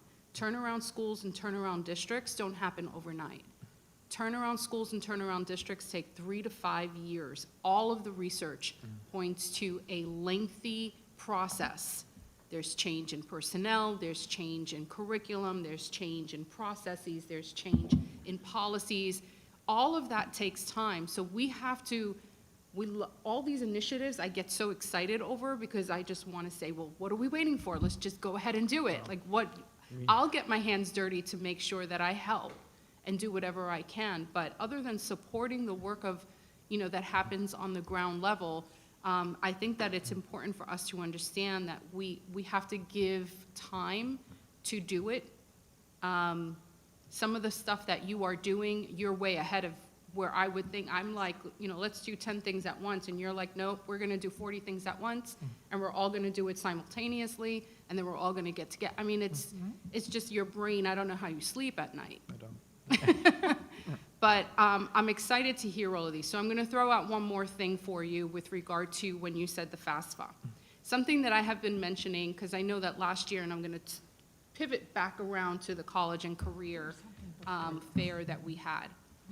Last year when you came on, and I shared with you that we have not had a college and career fair countywide for all of our schools, that, my vision was for it to be this grand thing that you go.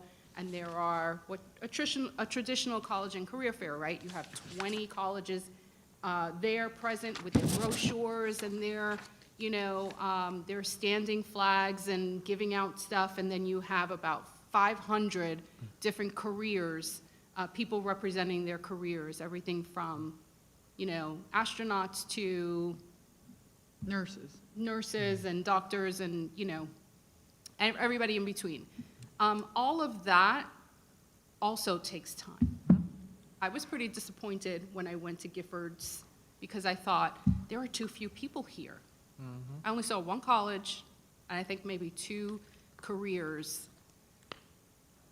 But it was the only time, it was the first of its kind of the 3.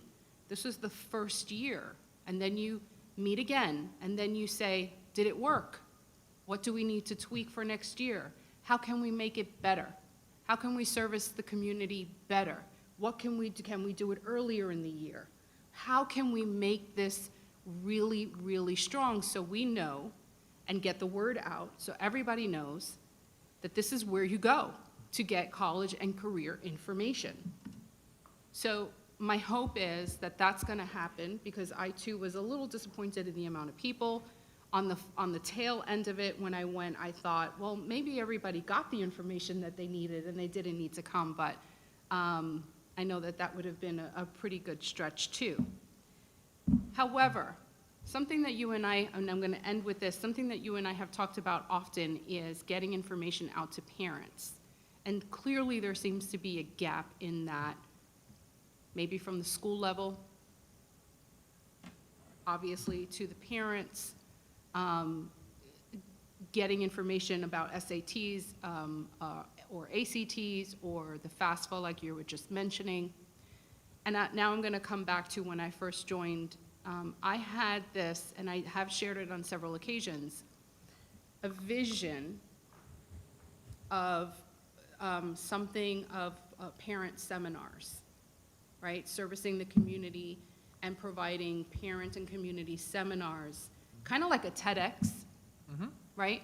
Where you go to TEDx, you hear speakers up there speak for 5 to 8 minutes or whatever it is, 10 minutes.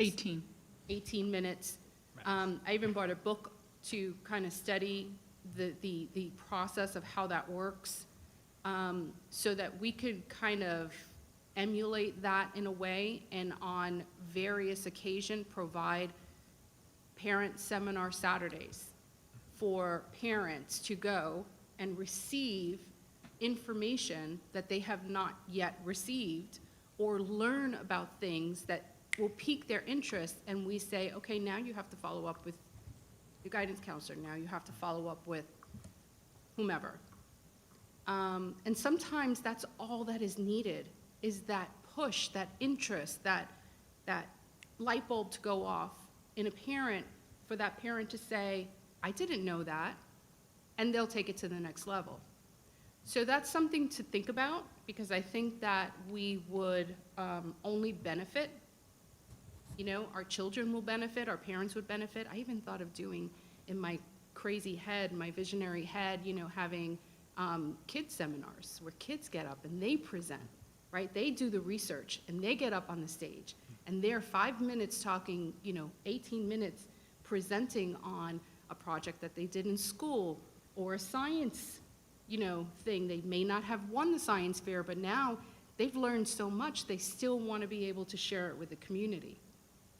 I mean, good stuff in, you know, in Yeah. this brain of mine, thinking globally, how do we get there, you know? And so I'm going to make it official now. I'm throwing the ball in your court because I think that this is a wonderful opportunity to maybe fill in some of the gaps before we get to that systems, or while, since you like doing things parallel, maybe we can do it simultaneously. But I love the idea, and I know that we can talk about that. I don't know how board members feel about, you know, seminars for parents and kids. Love to hear your feedback as well.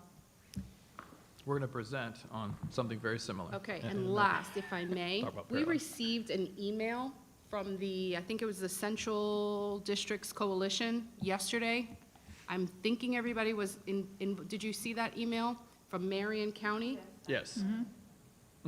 It's a wonderful attachment, okay? Career planning guide for middle school activities from 7th and 8th grade. I think it aligns with what we were just talking about, what you just mentioned. Has 9th through 12th grade in there, Yep. and an 8th grade checklist of all of the buy nows, I think, right? Yep. Get your parents, you know, permission to do parent account, SMART goals, all these things here, 9th grade checklist. I love this. So I'm glad you saw it. Yeah, you know, Pam has that. Dr. Jones? I think Dr. Schiff was in on that presentation yesterday. I was on it with the coalition. They talked about that from Alachua and Marion County. It was a career planning guide. It was good. Mr. Meyer, when we go to that 8-period day, for example, let's say one school really has a lot of students that now needs to pass the algebra EOC, because I think this is the last year for PERT, am I correct? So will they be able to design that schedule on the needs of the students, and will that also be in middle school, the 8-period? So Mr. Meyer is more than capable of answering the question, but let me be clear. A master's schedule is built on the needs of children, not the Yep. courses teachers have always taught. Right. And the course code director can be your friend. Course code director can be your friend if you need like a Socratic seminar or whatever we need to do, or a Yep. science fair person, or what they need for graduation requirements, so. So we were already doing some of that this year. We're just going to be able to do it better next year. So we've learned some lessons of the block schedule. I don't know, the block schedule was used in this district many years ago, so some people were familiar with it, some people weren't. But moving to a 4x4 instead of what we're doing now is going to enable the classes to be more aligned. We were able to do things in some spaces with Algebra 1A, 1B this year already in the 9th grade level, where say students would have the same block each morning, so they're getting math every day, which is important for those students that are struggling. Same thing for ELA, we'd want to take that and to plan ahead of time instead of, you know, right at the end of the summer like we were this year to survive COVID. It was a lot of the impetus behind it, but we realized that there's a lot of instructional value to it. So as Dr. Moore said, planning for students and being best by kids, you can align those sections so they match up with the right teachers that are being impactful. So very excited as to what that schedule will look like. It's not completely designed yet, right? So we're having those conversations as to what the student needs are and getting buy-in from different groups as far as their ideas, because, you know, once you start talking about things, people have great ideas of other things we can add, just like the seminar classes. Very excited for that, and for the science fair electives. I think that there's going to be many, many opportunities that this schedule is going to afford our students. Thank you. Quick follow-up on that. Do we have any indication yet if we're going to stick with block scheduling or go back to the single? We're going to go with block with secondary. Yep. There's so many courses that really are benefiting from it. Of course, we do see some individual instances where it's a struggle right now to implement what to do, but we're providing the professional development within those spaces. Just the opportunity to differentiate and to break it out and to do small groups. I mean, the labs, you think about, you know, your PE classes where they're having to dress out, your CTE classes and things like that where you want to be hands-on. Reading. It really is a great opportunity to move to a block. The idea is to, right now, shorten it a little bit, do 4 90-minute blocks instead of the 100. We're doing 100-minute blocks now. So that's going to be where we save those minutes to ensure that we can have the 4x4. So, and we're going to stick to the A-day, B-day schedule? That's correct. Thank you. But with certain things for certain students being daily, right? So the students that would need then a double block of ELA or a double block of math to ensure that they're meeting their graduation requirements, the hope would be that they see those courses daily and not half of an A-day, right? I mean, that's going to be overload if we were to say half of your A-day is all math or half of your A-day is all ELA. No, that's not as effective as ensuring the students get an opportunity to participate in that daily, which is why, honestly, I believe that in the state of Florida, why you see such great success in elementary school is that there's 90 minutes of reading daily, right? And so ensuring that our students get 90 minutes, for those students that are still at that level of need when they get to 9th and 10th grade, I think that's going to be a true benefit to them. Thank you. Yeah, for the most part, I agree. I think it's been successful. Plus, to Dr. Moore's point, they don't lose out on the enrichment, right? Now you're not losing out on your electives. You're not losing out on band. You're not losing out on chorus. You're not losing out on being part of these other things just because you need a little bit extra time. Good conversation.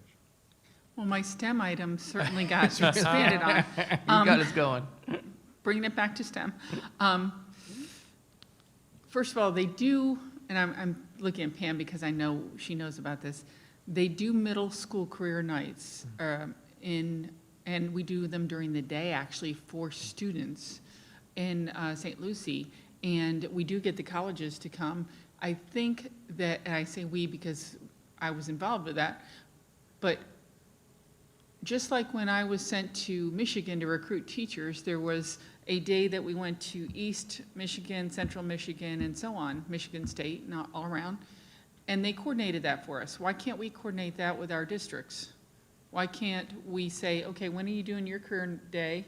Okay, we'll do ours the next day. That really encourages other colleges to participate because they can hit lots of kids and lots of So just to districts. respond directly to that question, I see multiple opportunities for us on the Treasure Coast to pull our resources together to provide opportunities. So Good, so I hope next you week- talk to other superintendents about that. next week, Friday, I'm meeting with a new superintendent in Martin and Gent as well. So we're sitting down to open that conversation. Great. All right, where are we? We are committee reports, No, board No. committee reports. Anybody? Presentation. No, we have the He has a superintendent's presentation. presentation. Well,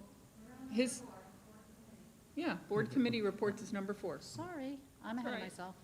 Yeah, it's on one. but I try to not keep us on the train. I don't have anything to report. Or do someone have a committee report? I do, I have one.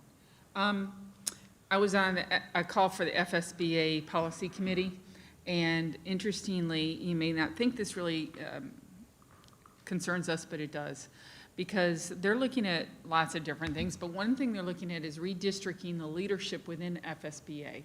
So for example, remember at the end of that couple of days that we went to, you kind of get in these little huddles of groups, and according to your districts, and then you vote for somebody to represent you, and what does that person do? So I learned what that person does, and I learned who we're represented by as far as how many counties. Right now, we're represented, it's Indian River, Martin, St. Lucie, and Okeechobee and Highlands County. That's all one area, and it's done on number of students. So they're looking at that and saying, why are we doing that? Why are we looking at number of students? Why aren't we looking at it another way? So there are lots of different ways that we're kind of re-looking at this, and I guess for the last, I don't know how many years they've been doing it the same old way, and the reason why is because every time they try to change it, everybody gets in an uproar about it.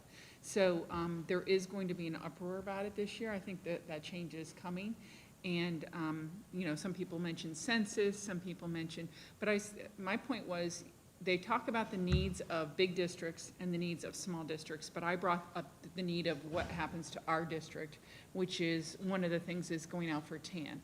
And I explained why that was a problem, and other districts said, we didn't even realize that was a problem for you. And I said, so we should have been bringing that up to our leadership then. In other words, we have somebody that represents us, an FSBA, that could have brought that up. And as boards, they have that opportunity to bring that to the legislature and say, you know, we think on behalf of all school districts that the money should come down to help cover their expenses. They shouldn't have to be in trouble covering expenses just because their money is going to the state to help others. And when I said that, the Panhandle counties all went, oh, we didn't even know that that was happening to you. So, you know, I think it was a really good eye-opener for other counties to hear that when I brought it up. So that's kind of what's happening with the policy committee, and I think you're going to see a different way that they're going to do leadership in the future. And that's all I have. Okay. I went to, just briefly, and it's not directly relevant, but it is interesting, I went to the Metropolitan Planning Organization meeting, and the number, for the county, and the number 2 person from the State Transportation Department was there. And he talked about all the projects on the state roads and the, and I-95, et cetera. And the good news is that the, everything that is underway or planned for Indian River County will continue, in particular down off of Oslo Road, which I've not been on, so I'm not sure I'm on what it all the time, yes. what it is. But the most interesting thing was the projections over between now and 2025, as there will be a shortfall in what was anticipated from a planning standpoint in revenue from the gas tax of $4.5 to $5 billion. And if you looked at, and he had a graph, and he talked about the amount of car volume on the interstates, in particular I-95, it basically came, it was very flat and not much going on from March until December. In December, last part from Thanksgiving, let's say, through the end of the year, it ramped up significantly. But not much of a difference in collection of tax revenue because the length of, the people were not driving very far. There are a lot of cars on the road, but they're not going anywhere. I mean, they're going from here to there as opposed to in the past, they may have taken a trip to Miami or they may have gone up to Jacksonville or up into Georgia, who knows? So I think that one of the things he was talking, the good news for us in Indian River County is that we seem to be in decent shape for major projects.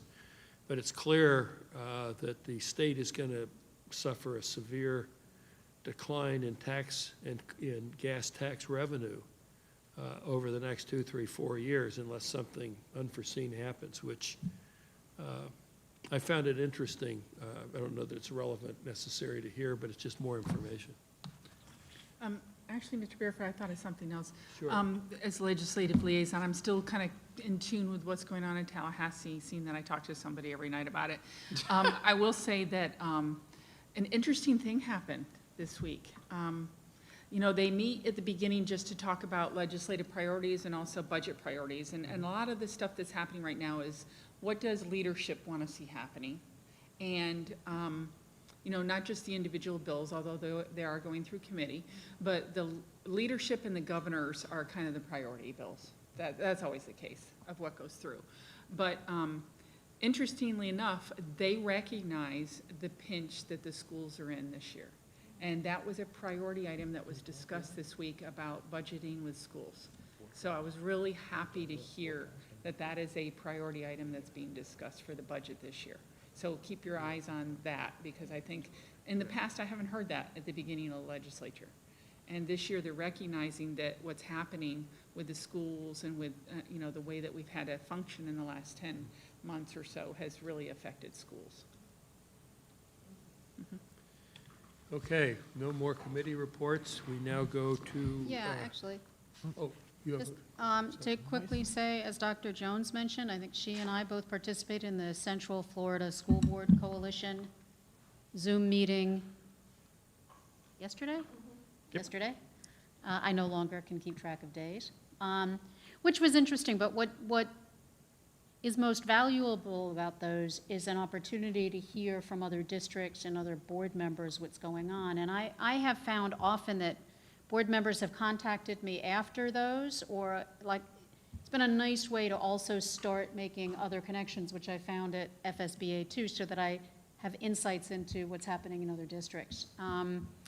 And although I'll report on this for next time, just in keeping with what Mrs. Barenborg said about the FSBA Policy Committee, on Friday, I will be at my second FSBA Equity Committee meeting, and I'll report back on that when we come back. And we already talked ad nauseum about the college and career night, so I won't belabor that, but that's it. Okay. Next item is Dr. Moore. All right, so as they bring up the presentation, this is an opportunity to provide an update to the board.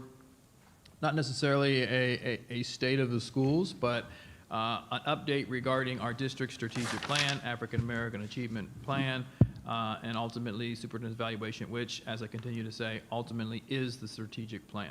So as I move through the presentation, you're going to hear some alignment, which is extremely intentional in terms of the services. Start the presentation exactly where we should start the presentation, COVID. Although we had a very tough time returning from the holiday break, as you can see in the bottom corner of the slide, over the course of the first month back, 73 staff cases and 152 student cases. COVID continues to be a struggle that is going to have a significant impact on outcomes in the lives of children. We continue to mitigate the impacts of COVID, but have no mistakes about it. When a teacher or a student wakes up with symptoms, we encourage them not to come to school. We pay our teachers not to come to school in order to ensure we're doing our part not to have a spread. We have done a significantly better job with quarantines over the course of the school year, some flexibility given from CDC. So the amount of time students out of school, not nearly as much, but absolutely that's going to have an impact. So COVID continues to have an impact on the quality of education throughout our nation. Next slide really looks at where we started. And as you look at it, you think, hey, this is something we should be celebrating. And truth be told, starting at 67% and moving to 84% of our students in brick and mortar is a success. Our targeted approach to bring back the students who we knew we needed to have back in place, our minority students, yielded the result. So we were able to bring back from 56% of our African American students to 80%, 64% Hispanic to 85%. Very targeted and strategic approaches, almost doubling other ethnicities in terms of that returning back. But at the same time, instruction in time and interaction with teachers has been lost. And also, this, unlike any other year, the variance of where students are is more now than ever. You had students who came back in at the end of the first 9 weeks. That was intentional. We went and we were aggressive in doing that. We had students that came back at the end of the second semester. That was intentional. We wanted to do that because we knew brick and mortar was the safest learning space. But you have students now in classrooms that are entered in 3 different points, which makes it very complex for our teachers. So we need to be aware of the complexity of a classroom in this current school year. Next slide I put up there. There's a lot of information, but I really wanted to highlight that COVID has an impact on all students. This is a slide that reflects our highest achieving students. If you look at the 6.9% fall 2021, that is students, if they took, on the day they took that test at the beginning of the school year, would have scored a 4 or 5, highest achieving students. And then you look at the winter, you see the percentage increase for winter. So if you look at kindergarten, 6.9% of our students on the first 10 days of kindergarten were able to score what would be a proficient 4 or 5. And let me correct myself. Proficient in terms of state rankings was 4 and 5. Level 3, as you know, is average. So there's a big disparity between level 3 and above, which is state accountability, and being proficient, which is 4 and 5. My expectation is level 4 and 5. It's not a low expectation, so we're shooting for the highest mark, and that's why we continue to put this at the forefront of our conversation. Also put in here in the small little blue, that's where we started beginning of last year when we didn't know what COVID or coronavirus was. And what you see here, and it's very reflective across the state and nation, we're starting at a lower point than we had in any other year, about 2 to 3 percentage point lower as a result of that COVID slide. But what you also notice here is the compounded loss, starting a little bit lower, that number grows over time. So you see there, and the growth is very typical in previous years, but it is typically less growth for our highest achieving students. Then when you look at the smaller graph, that is broken down by ethnicity, and it's just the percentage point increase. So if you were to look at kindergarten, Black students, 15.9% more students scored proficient in the fall compared to the winter. So it's growth over that time.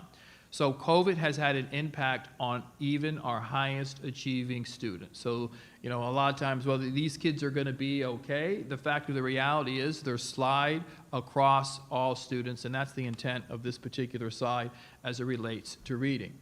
Also wanted to provide a metrics around overall growth. So this is the scale score. We're getting in the granular kind of approach here, looking at where students, their average growth over the course from fall to winter. Once again, this is iReady. So it's important to note before I dig into this data set, we started 10 days later and we assessed during December. So there's between 15 and 25 less days of instruction in this data set, intentionally, because we want the data informs instruction. So considering 15 to 25 less days of instruction, depending upon your grade level. So kindergarten, third grade assessed earlier, those are the ones at the 15 and 20, all other grades at 25.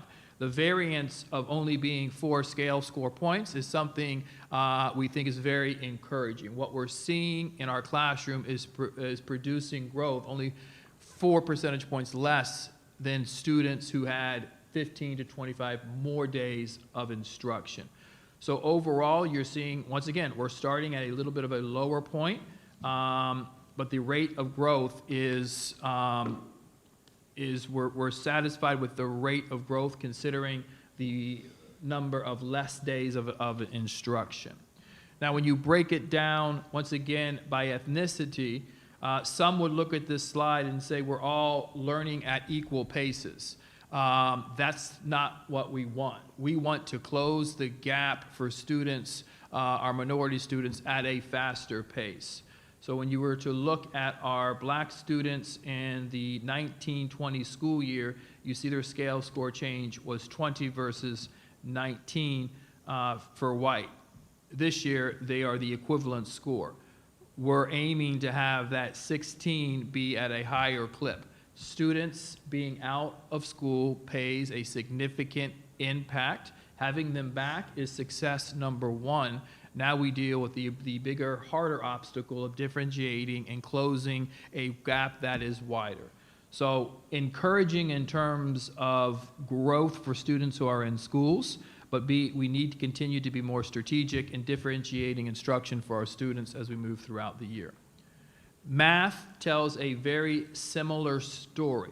The research, and you've heard Mr. Meyer and myself talk about this, in math is going to be where the big hit has been, especially in our middle school level. And the best way to tell that, or to bring an analogy to light, is in math, it is a scaffold approach. You know, there's rungs on the ladder, and if those rungs aren't there, you can't grasp on them. Math builds on itself. Missing those rungs on the ladder at the end of the last school year and covering it in this virtual environment means we started, as you can see, in a lower place. And because we had to remediate those skills, we can't just continue to move on without them. We have to reteach them. You see the impacts of COVID. So once again, very, very similar. You're seeing rates of growth in elementary be our largest. And this, again, is our highest achieving students, 4s and 5s, and the impact that it has on them. Growth, very similar, a little bit less growth because more time reteaching and going back. Both last year compares to this year. It's actually 13 percentage scale score points last year, 12 this year. We're looking to significantly improve that, but I'll give you the caveat as well. 15 to 25 less days of instruction. I ready and speaking to them just like last night, that's significant. That is a 25 to 45% of a 9 week. So that is significant and needs to play into consideration. And the same exact story we see here in terms of variation or the level of rate of learning for scale score progress. We need to be more differentiated and specific with our students of minority students. What I did here is really look at where we currently are as of today. Why am I comparing to 18-19? Because 19-20 wasn't a concluded school year. So this doesn't include the interventions that are in place. This doesn't include the data chats that principals have had with their teachers, the regrouping of students, the before school, the after school, the during lunch interventions that are taking place, the enrichments that were taking place throughout the confines of the year. And you see a variance in estimated score because when students aren't in school, they can't take the assessment. So there's a rate of unknown. And we're actually excited that our rate of unknown is significantly less than other systems across the state. But at the same time, we want to begin to narrow that rate of unknown or unclarity and provide very, very specific instruction to mitigate the impact of COVID. I do want to point some things out. When you look at our lowest 25%, in 18-19 it was 45%. Where we currently are today ranges between 42 and 49. That's actually a very, very good sign that the differentiation, the data-driven process, paying attention to our lowest 25% subgroups is paying off even in the midst of COVID, and you see that number to be true in math as well as reading. Middle school acceleration, as I referenced earlier, it was at 56 in 18-19. The range is 75 to 83 now. So just by giving students the at-bat, you see significant improvement. Then you look at graduation rate. Because there was no 19-20 school grade, we never had the impact of that drop in graduation rate to 88. So as you know, our graduation rate increased from 88 to 93. Then you look at college career readiness. It was 16 in 19-20, and then once again for this, the estimated for this year is also 60%. So that is also a good sign of the things that we were doing. That again is providing students the opportunity to have the at-bat or the opportunity to participate. You're going to see that number soar as we move into the coming years. You'll see graduation rate maintaining, and you're going to see going into next year what we're doing with the EOCs, significant improvement. Those scores are low, and once we have students back for the entire year, the systems and the foundation that you keep hearing me talking about is really going to ensure that we're providing interventions on day one, not halfway through the year or not when students return, but really creating a culture of driving data each and every single day. Some other highlights as it relates to our strategic plan, ESE, and these are just some highlights. Significant progress in students spending 80% or more of their time with their non-disabled peers. 19-20, it was 79%. We've been able to improve that to 82. That is setting expectation. That is training with resource specialists. That is reevaluating IEPs. That small improvement of 3 percentage points is a huge lift in providing students every opportunity. So we're very proud of that particular number. When you look at suspensions, the suspensions is probably upon my arrival one of the most disheartening numbers I had ever seen. And the lack of oversight on this particular area was glaring. And as I set this number up, you can see the baseline was 1461. That's through the first 9 weeks. Obviously, students weren't in school for the fourth 9 weeks, so you really can't be suspended. Our 2025 target is 0. We're moving to a system where we're not removing students from instruction, but we're providing them meaningful interventions on the front side of any behavior that would lead to a possible suspension. So these numbers are impacted by the number, 67% of our students started the school year not in brick and mortar. That has an impact. But there has been training that has been taking place. There is a protocol that has been established where outdoor suspensions require approval. Now, approval to suspend, absolutely. But it is a regression study in terms of what services are being provided to students, what should we have done, what could have we done prior to leading to us, the adults, removing a student from instruction. And that has paid dividends as well. And I'll have some data a little bit later that aligns to this around the problem solving that we're doing from a cabinet level down to a school site leadership level to say, we have a problem with Miss Bass, who teaches 7th grade. She's written 47 referrals this year. I need to know, what is leadership doing about those 47 referrals? What support are the instructional coaches? That's the intelligence that we're creating to solve problems before those problems impact children. And I'm going to talk about that a little bit later. Now I want to go through some highlights here for quarter two. One of the things that we have been able to do, all aligned to the strategic plan. These are things that were identified within our strategic plan that have been accomplished. Really building sustainable funding sources for our Step Into Kindergarten program. As Ms. Berenborg mentioned, we're bringing a presentation to the board around how we're evaluating pre-K programs, the impact pre-K programs have, and being very transparent on the impact of those particular programs, while at the same time providing support across the entire county to ensure our students start kindergarten ready. This is an opportunity where we're securing funding when students leave a kindergarten, a pre-K program, and they're not ready to enter our schools. We provide that additional opportunity or that additional intervention for them. So when they enter kindergarten, they are in fact ready. So we're excited about that. We have created our own micro-credentialing system to build and celebrate unity. So our schools have the opportunity to participate in 5 different modules of work around unity. So those models are courageous conversations, equity of effort, culturally relevant teaching practices, implicit bias, and then participating in what is a 3-hour practicum. And they earn this badge of honor. So as a group of adults, they have put equity at the forefront, and we as a system are providing that credentialing at the 24-hour completion, the 48-hour, and 60-hour completion. So we're excited to already have provided that to a set of our district administrators and our principals and assistant principals. So we're excited to really push that out. One of the things that we've done prior and kind of walking into the district, the Baker Acts was a concern. This is pre-COVID now. This is pre-COVID.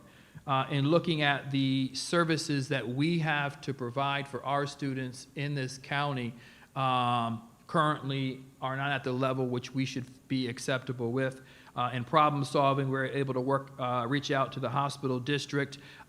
They're stepped up with some seed funding to push out an RFP to local organizations. Cleveland Clinic was the one who's already gone through the RFP process to build in what we'd call build up and then scale down services. So a student who is in crisis leading to a Baker Act, we have services available here at a local level through our partnership with the hospital district to provide those services for kids. So we're excited that we could lead that way. Summer Bergal, I'll call you back. Next is impact reviews, and I've mentioned it before, what we've done in the ability to bring data from a stagnant point to a live interactive point. Our dashboards is something we all should celebrate. We have the ability to disaggregate data by teacher, by school, by grade, by topic assessment or unit assessment, as we call them. Really inform the conversation at the teacher level, at the administrator school site level, as well as the district level around the impact that we're having on instruction. And then using that information to go and walk and see what's taking place in classrooms, impact reviews allow us to step into classrooms, evaluate instruction, look at the data in real time in order to determine what systems of support do we need to continue to provide for our teachers. We are setting the foundation to be a data-driven culture in our community. Very proud of the work we've done around integrating to the peer IEP system. As most of you who have been administrators on the board know, peer is the system used by most districts in the state of Florida.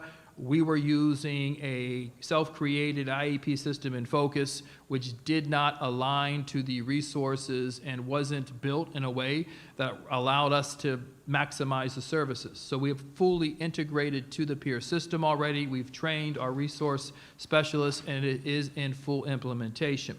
Above and beyond that, we also created in partnership with the ESC Student Advisory, Parent Advisory Council, a system on, or a check and balance on how to conduct IEPs to ensure parents feel safe and feel comfortable.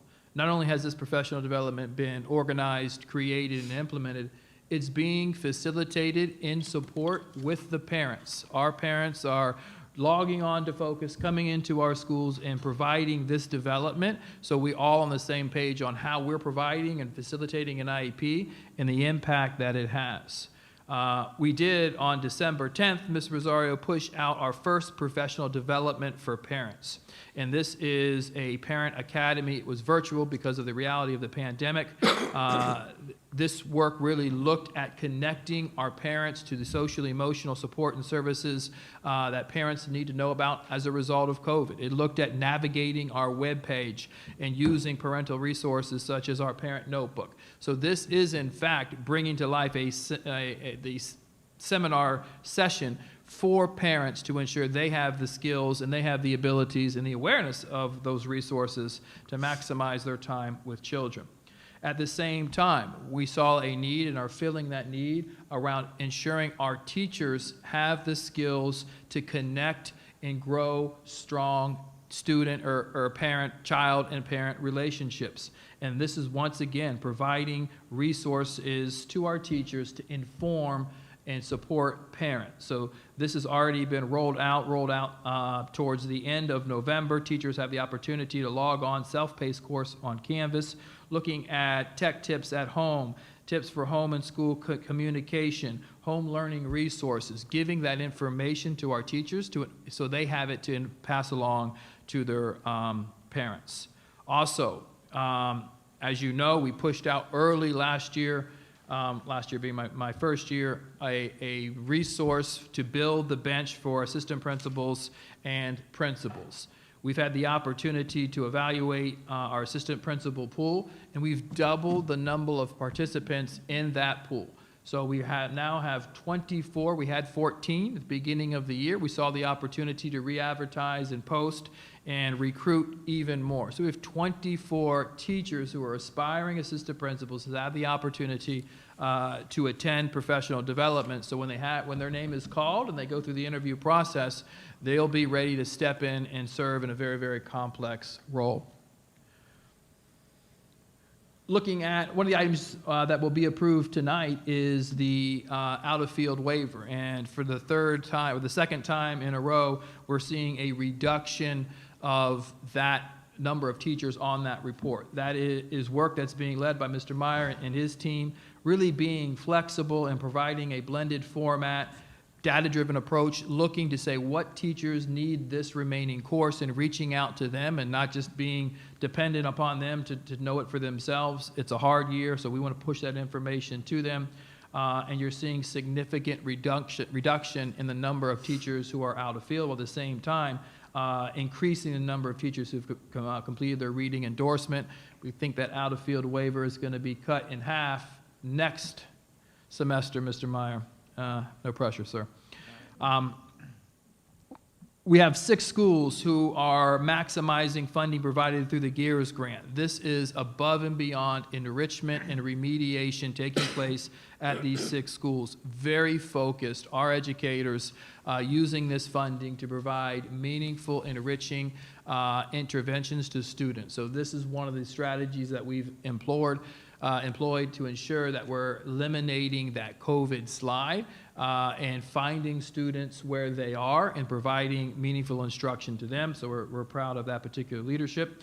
We moved to a brand-new system for enrollment into our choice programs. So prior to this year, it was a paper pencil process, very convoluted and ineffective.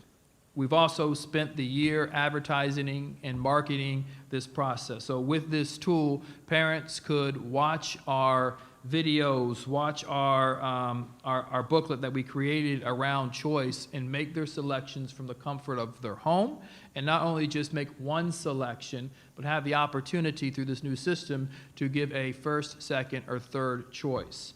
And the numbers are just in. So we've been able to, last year, using the choice, impacted because of COVID, but at one choice, we were only to provide a choice option to 73% of those who applied for choice. This year, we are able to meet 99% of those who applied for choice. So that is a big number.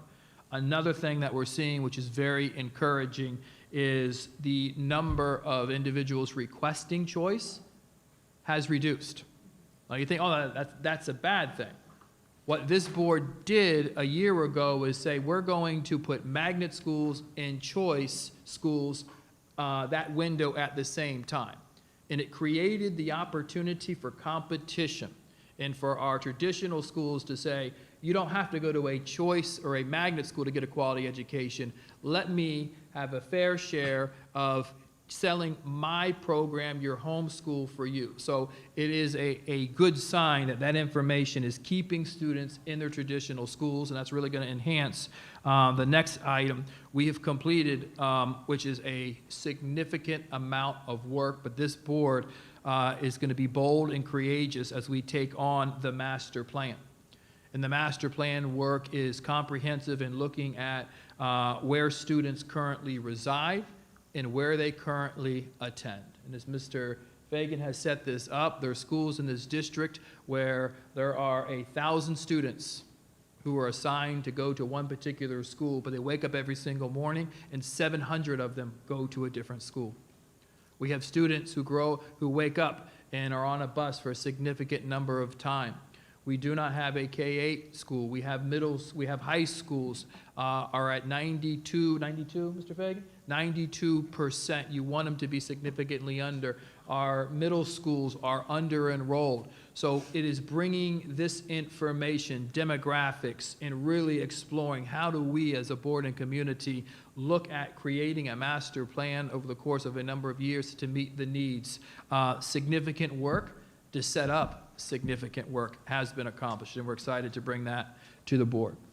Now you're going to start to see some repetitive remarks, but they're aligned remarks. Once again, middle school acceleration we spoke about prior to this assessment. Right now, we have 95% of our students who are enrolled in that course who are eligible as defined by the state. You're seeing the reduction in suspension with the acknowledgement. We're still going to continue to monitor that and do that professional development. Our risk ratio for classroom removals, 1920, was 4.0. Our target is 2.5. Currently, we're at 2.39. Although that seems encouraging, I'll be much more satisfied when we have all students in school with that in terms of being able to really evaluate that. There are a number of opportunities for us to provide development over the summer on how we manage classrooms to keep kids engaged. Make no mistakes about it, instruction drives discipline. And the more meaningful the instructional environment is, the more relevant it is for the students, the less disruptions we're going to have in the confines of the school day. Community engagement, you're seeing significant improvements. We contribute a lot of that improvement to the use of technology and the flexibility and the willingness of parents to participate in virtual engagement opportunities. As tasked by this board, are being creative and looking at funding resources. You're seeing a target for 2021 of 2.5. Currently, we're at 1.9, so we continue to explore all opportunities to enhance learning resources, both in the confines of the day as well as the end of the school year. opportunities for improvement when you're looking at the strategic plan. And these are things that we're currently doing that we have learned through implementation.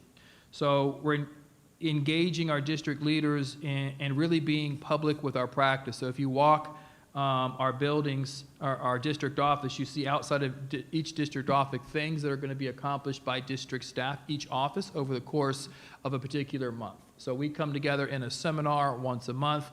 It is building leaders. It's investing in those who are leading this system in their areas of responsibilities and supporting one another in their individual goals that ultimately support the overall goals of the school. So we're continuing to push and be public with our practice. We've pushed the Datacom process into our schools, so as we see individual issues at schools, and we'll talk about some issues a little bit later. I'll give you an example, actually I already gave an example. And looking at teachers who are removing students or administrators who are writing referrals, we're seeing things that allow us to say, let's push ourselves into schools, let's work with principals and look at the systems that are currently in place to bring this to their level of awareness. We're also looking to engage students in our focused parent portal. So we're using the data to drive that. So Citrus Elementary, Dodgertown, the data is relatively clear that we need to provide additional support in order to build that communication to our parents so they have the opportunity to engage in that.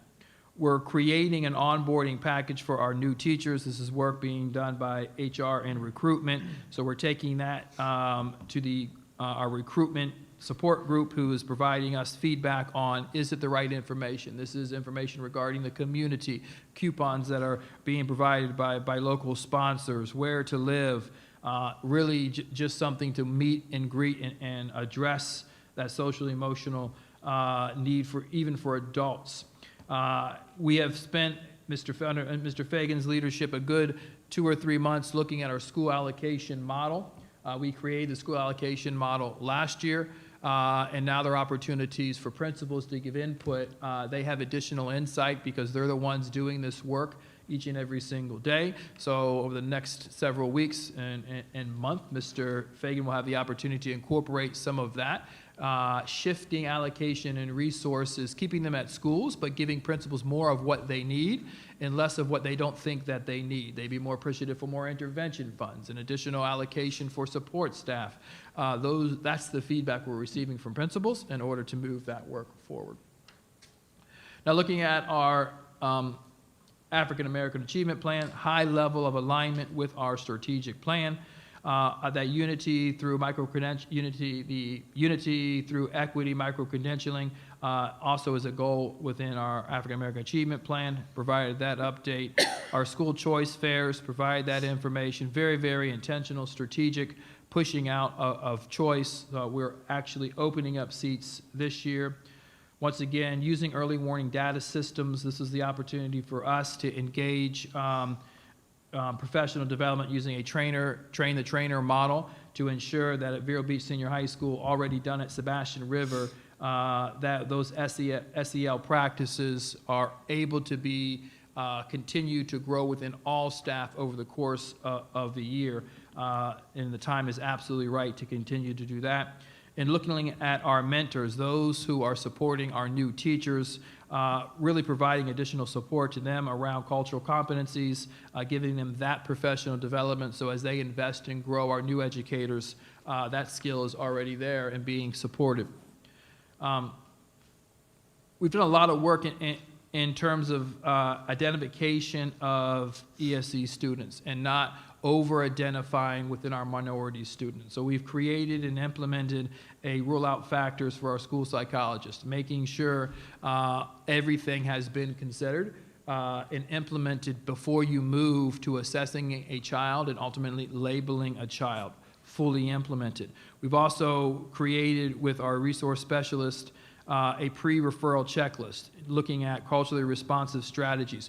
Were they used prior to or within the ESE identification process? So this is information where there were gaps that were leading to the over-identification of ESC students. Filling those gaps allow us really to be in a better place to move that work forward. We've also overhauled our recruitment team to ensure that it is reflective of those that we want to entice to come to the School District of Indian River County. We're at 60% African American, 7% Hispanic, and 27% white. So that has been done. The Workforce Housing Committee, they met early January, but they have very focused. They continue to have conversations online and email. You should expect some good information to be coming back to the board on the work that they're doing. They're very active. Other areas to look at, once again, this is information that I've covered, but there is alignment. This is African American white risk ratio. Q3 was 2.8, 2.13 now. Still continuing to monitor to improve that number. Disparity in classroom removals. This is us getting to the level of the classroom and making sure we're improving the quality of instruction to keep students in classroom slightly down. So there's continued opportunities to do that work more effectively. And looking at recruitment and retention, you can see last year we were able to, this is the teacher mentoring program, we were able to retain 18 of the 19 this year through December. We're able to keep all 27 that we've hired, which is an improvement. It's one more improvement, so let's call it what it is, but it's a 6% improvement. The breakdown of the recruitment team I've already discussed. Opportunities for growth as it relates to the implementation of our African American achievement plan. This is work that we're doing forward, things that we have learned. Really pushed out information to all of our principals around our choice options. So conducted a survey of parents who are participating in choice programs, push that information to principals to lead them through conversations around shifts or modifications to their choice programs as they continue to plan and modify those. Really have done some bold and courageous work in working with the state and looking at our Plan B gifted criteria, and there'll be modifications being made to that criteria in order to maximize the number of students who are African American to participate in our gifted program. So we're proud of us taking those particular steps. We continue to make professional development and equity almost one and the same. The course offerings continue to grow for all of us, both at the school level as well as the district level. Continue to give students voice and through my superintendent student advisory council, taking on hard and difficult issues. So we're looking at student participation in extracurricular activities. They have put together a presentation and received feedback on where we need to shift and modify our resources. As an example, if you don't have the materials, and I don't know what you would call them, to play lacrosse, you're automatically eliminated in middle school. That's unacceptable, and we're going to fix that. And then getting feedback from our mentorship programs and those who are providing feedback to our African American new teachers, making sure we're listening to those particular needs. So as I kind of bring it home, some accomplishments that were all above and beyond the strategic plan and where we are. We're happy that we went from 67 to 84. That percent is extremely high for districts of our size. That is an accomplishment that created a lot more complexity for us at school sites, but we take on that complexity with honor. Our structured approach, moving from 56% of our African American students to 80%, we're glad to see that, but still acknowledge of that 20%, as well as the other students who are not back. There's additional work that we need to do and concern that we have for students who are not yet back in school. We could work with the county to mitigate learning loss due to COVID-19 associated with instructional disruptions, and we continue to provide feedback to schools as it relates to what we're seeing. Out-of-school suspensions will be overhauled. We've done a number of visits to Altos, looking at them, as well as our program, our alternative school. You're going to see shifts and modifications on how we're being intentional of getting resources and support and providing mentors and follow-up support for students before they get to the alternative school. So there's a big program. AIM is going to be its name, but it's coming to you really to ensure students never end up at the alternative school, and we're flipping the service model to provide that support on the front end versus the back end. We've modified how we're collecting information, so during mid-year reviews with principals, being more intentional about focusing our energy on the actions that provide an impact versus the collection and documentation. Still maintaining the requirements, but ultimately shifting roles and responsibilities to capture that information, while at the same time maximize our efforts to improve the outcome for children by honoring everyone's time. And we have facilitated one, but two opportunities to connect and engage our community, and looking at where we are and re-envisioning equity within our community, and we continue to do that work. This is focus area 2, so we recognized and had a great time under Ms. Maddox's leadership, our Star Patrol hitting all schools along with our Gala of the Year. Very, very exciting time. Looking at focus area 3, which is communication and engagement. Continue to work with our students. Student voice is a priority of mine. Listening to our students, receiving firsthand information as to how they feel about the things that we're doing. Create opportunities to sit with city managers on a monthly basis, talk about things that are impacting them, things that are impacting me, to ensure that we're coordinated and aligned. Continue to provide Facebook updates to our community. That has been one very successful mode of communication. Talent support and development. I've had the opportunity in working with Impact Florida to sit and provide information on how we're disaggregating data, as well as learn from other superintendents on the work that they are doing. Ongoing professional development to senior leaderships, really looking at how we grow leaders in our system, and then continue to grow our datacom process, not only at a district level, but push that process into school site levels to continue to grow that work. And then finishing up, key accomplishments in District 5, implemented action steps to explore the possibility of establishing a district foundation. We are in process and continue to do that work. You're going to be excited about what we bring to the board in March regarding the establishment of our foundation. We were able to secure an additional $1 million of funding through the Ed Foundation, in partnership with the county. And we continue to work with schools that need additional funding for A2 initiatives, which is additional intervention services. So when you look at the sum of where we are, I think if you were to fast forward, where would we be because of COVID? No one really would have known. And the truth of the reality is the effort given by all to provide education for our community has been significant. Has it been complex? Absolutely. Are we involved in a reality that had not previously existed? The answer to that question is yes. But what you see from a systems perspective is staff who's dedicated to doing this work. The strength of what has gotten us through over the course of this year has been culture. It has been relationships. There have been systems that have completely crumbled. But the school district of Indian River County, amongst all the pressure that we're putting on ourselves, isn't crumbling. It is thriving. It is working together. It is continuing to push the needle. It is identifying all kinds of problems that need to be solved.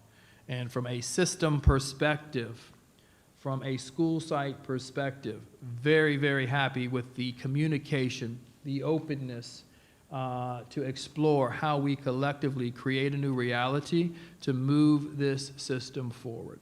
So that is my presentation. I understand it is a great deal of information, but there's a great deal of work being done because that's what we've been called to do. Thank you. Mrs. Barrenport. Yes, could we go back to slide 10, please?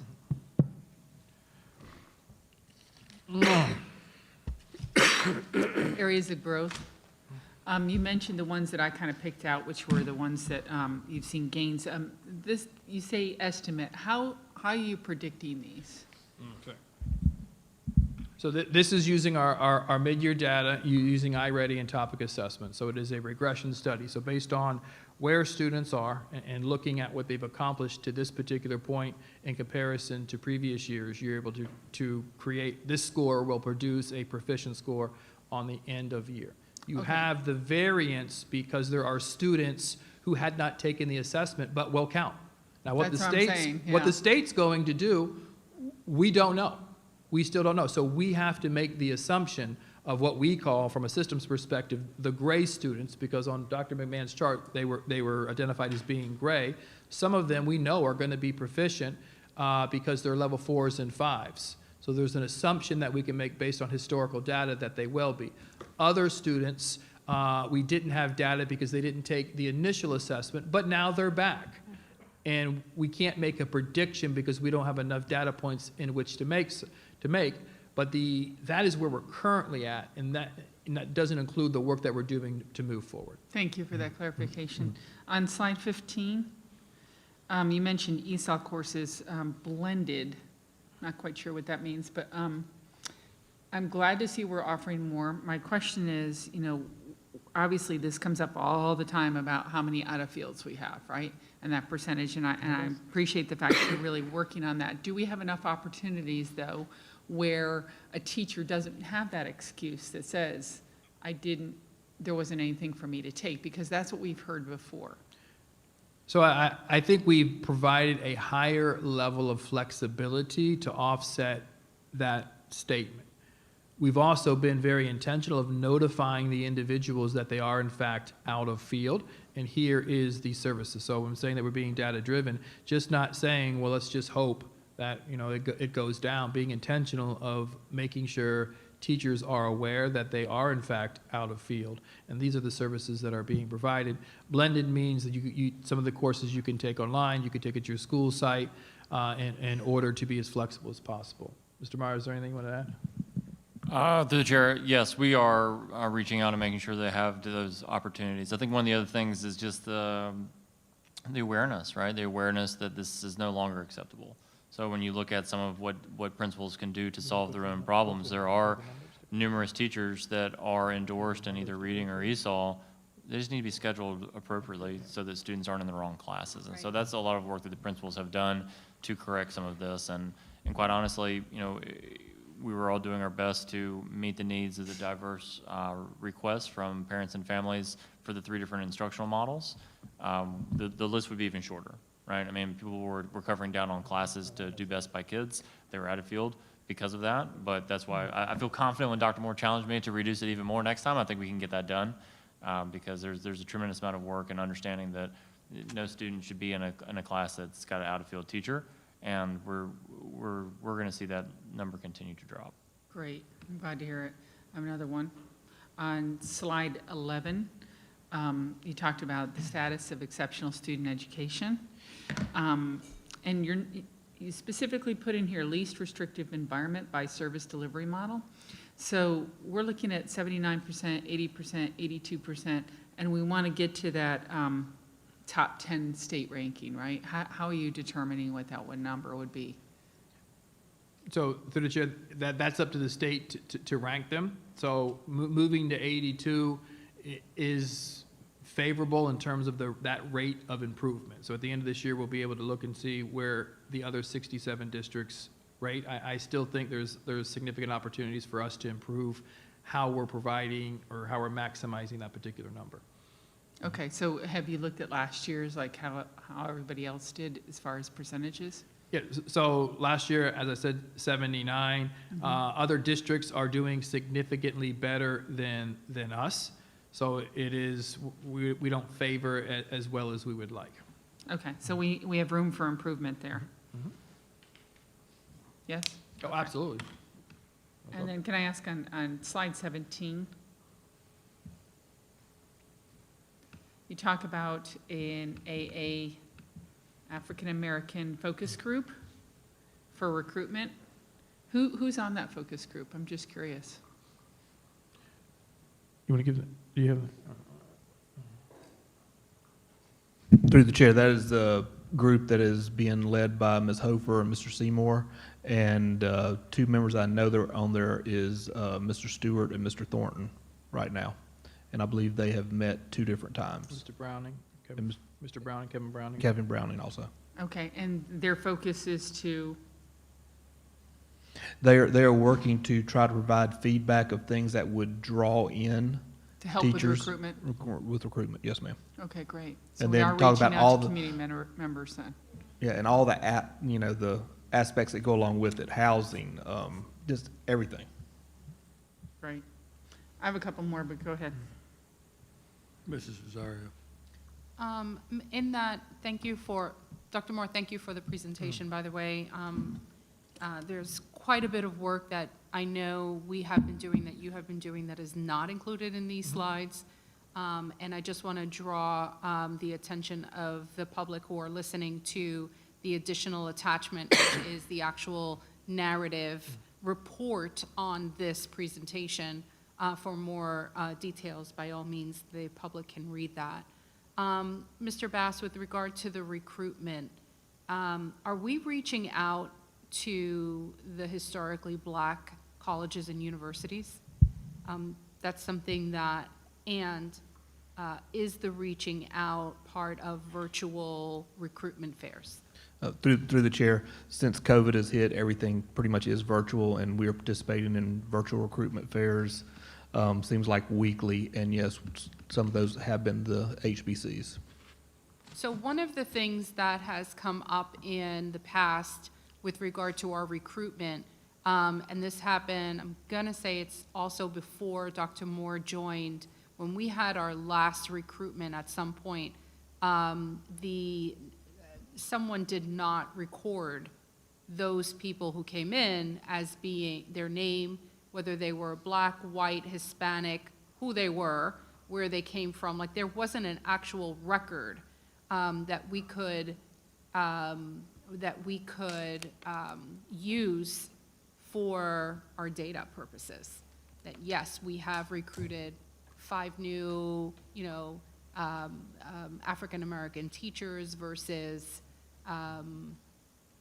2, whatever it was, who were given the letters of interest at the fair. Again, I think this was before you, if I remember. And then there was a huge discussion about why that happened. Why wasn't the information of those who were interested collected, the data collected for those recruitment fairs?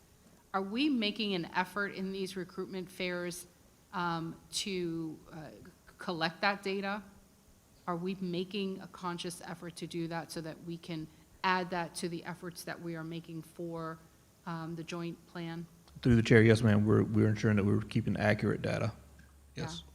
I think because there's a part in here on recruitment and the mentorship, and if we can tie those together and keep accurate records, I'm glad that we are doing that, so thank you for that. I want to make sure that even though we may be participating in virtual fairs on a whole, I'd really like us to make sure that the historically black colleges and universities are, top of the list in there, on those efforts. I have a question. I want to go back to the choice slides. If we can go to the choice slides where there were the numbers of, let me pull my thing up.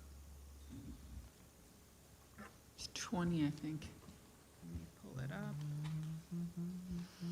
No, not 20. No, not 20. Let's see. As I pull it up, Dr. 18. Moore, there was a number that you mentioned. You said that we have 90%. I think you said that we have been able to honor 90% or 99. 99%. 99. Can you reiterate those numbers, the Absolutely. percentages? So And compare those to last year, Last please? year, there were 854 requests where they had one choice. Of that 854, 657 received the opportunity to participate in that choice, which is about a 73% acceptance rate. This year, you had 624, you had 620, I'm sorry, you had 648 requests. Oh, so I said that backwards, I'm sorry. You had 657 applicants and 648 found locations from their choices, so that's 99%. Chart goes down. And the number of, however, you said that the number of students or the school numbers did not increase, or they decreased. The number of applications decreased. The variance is, and it's a little complex, is last year of the 854, you had just one choice. This year, 657, you had three choices. So you had to go through the first round and then the second round last year, and remember the way that it was I had to do magnet first and then follow up and redo it with what would be choice, which would be your neighborhood school. So by aligning the two magnet and choice side by side and having the one deadline, we're able to A, do it once, and B, fill seats more efficiently and providing additional opportunities. So if you don't get into A, you get to go to B. Or this is my first choice and this is my second choice. So we've been able to, at an earlier rate, provide access to those choice magnet programs. So there's not very many students who were not placed, who were not accepted. I think it's less than 10. Right. Now, whether they accept that information is being sent home now. So that's the process that we're in. So the next number that I'll be able to deliver to the board is, we accepted or offered, that 648. And of that 648, X percent actually attended. Accepted the Yeah. acceptance. Right. We offered them. Now they need to actually physically say, yes, I'm going to go to this particular school. But we've actually, what have we offered? Have we offered everyone their choice?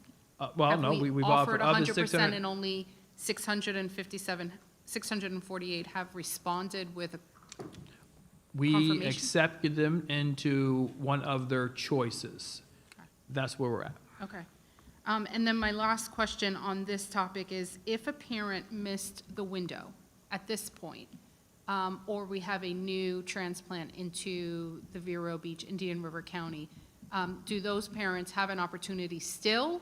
And if so, what could we announce to the parents if they're listening, if they've missed that? So our magnet schools are filled. We're offering an additional class at Beachland, so it would be filled. The rest of the schools would still have seats, which would require a second round. So there will be a second round that we push out.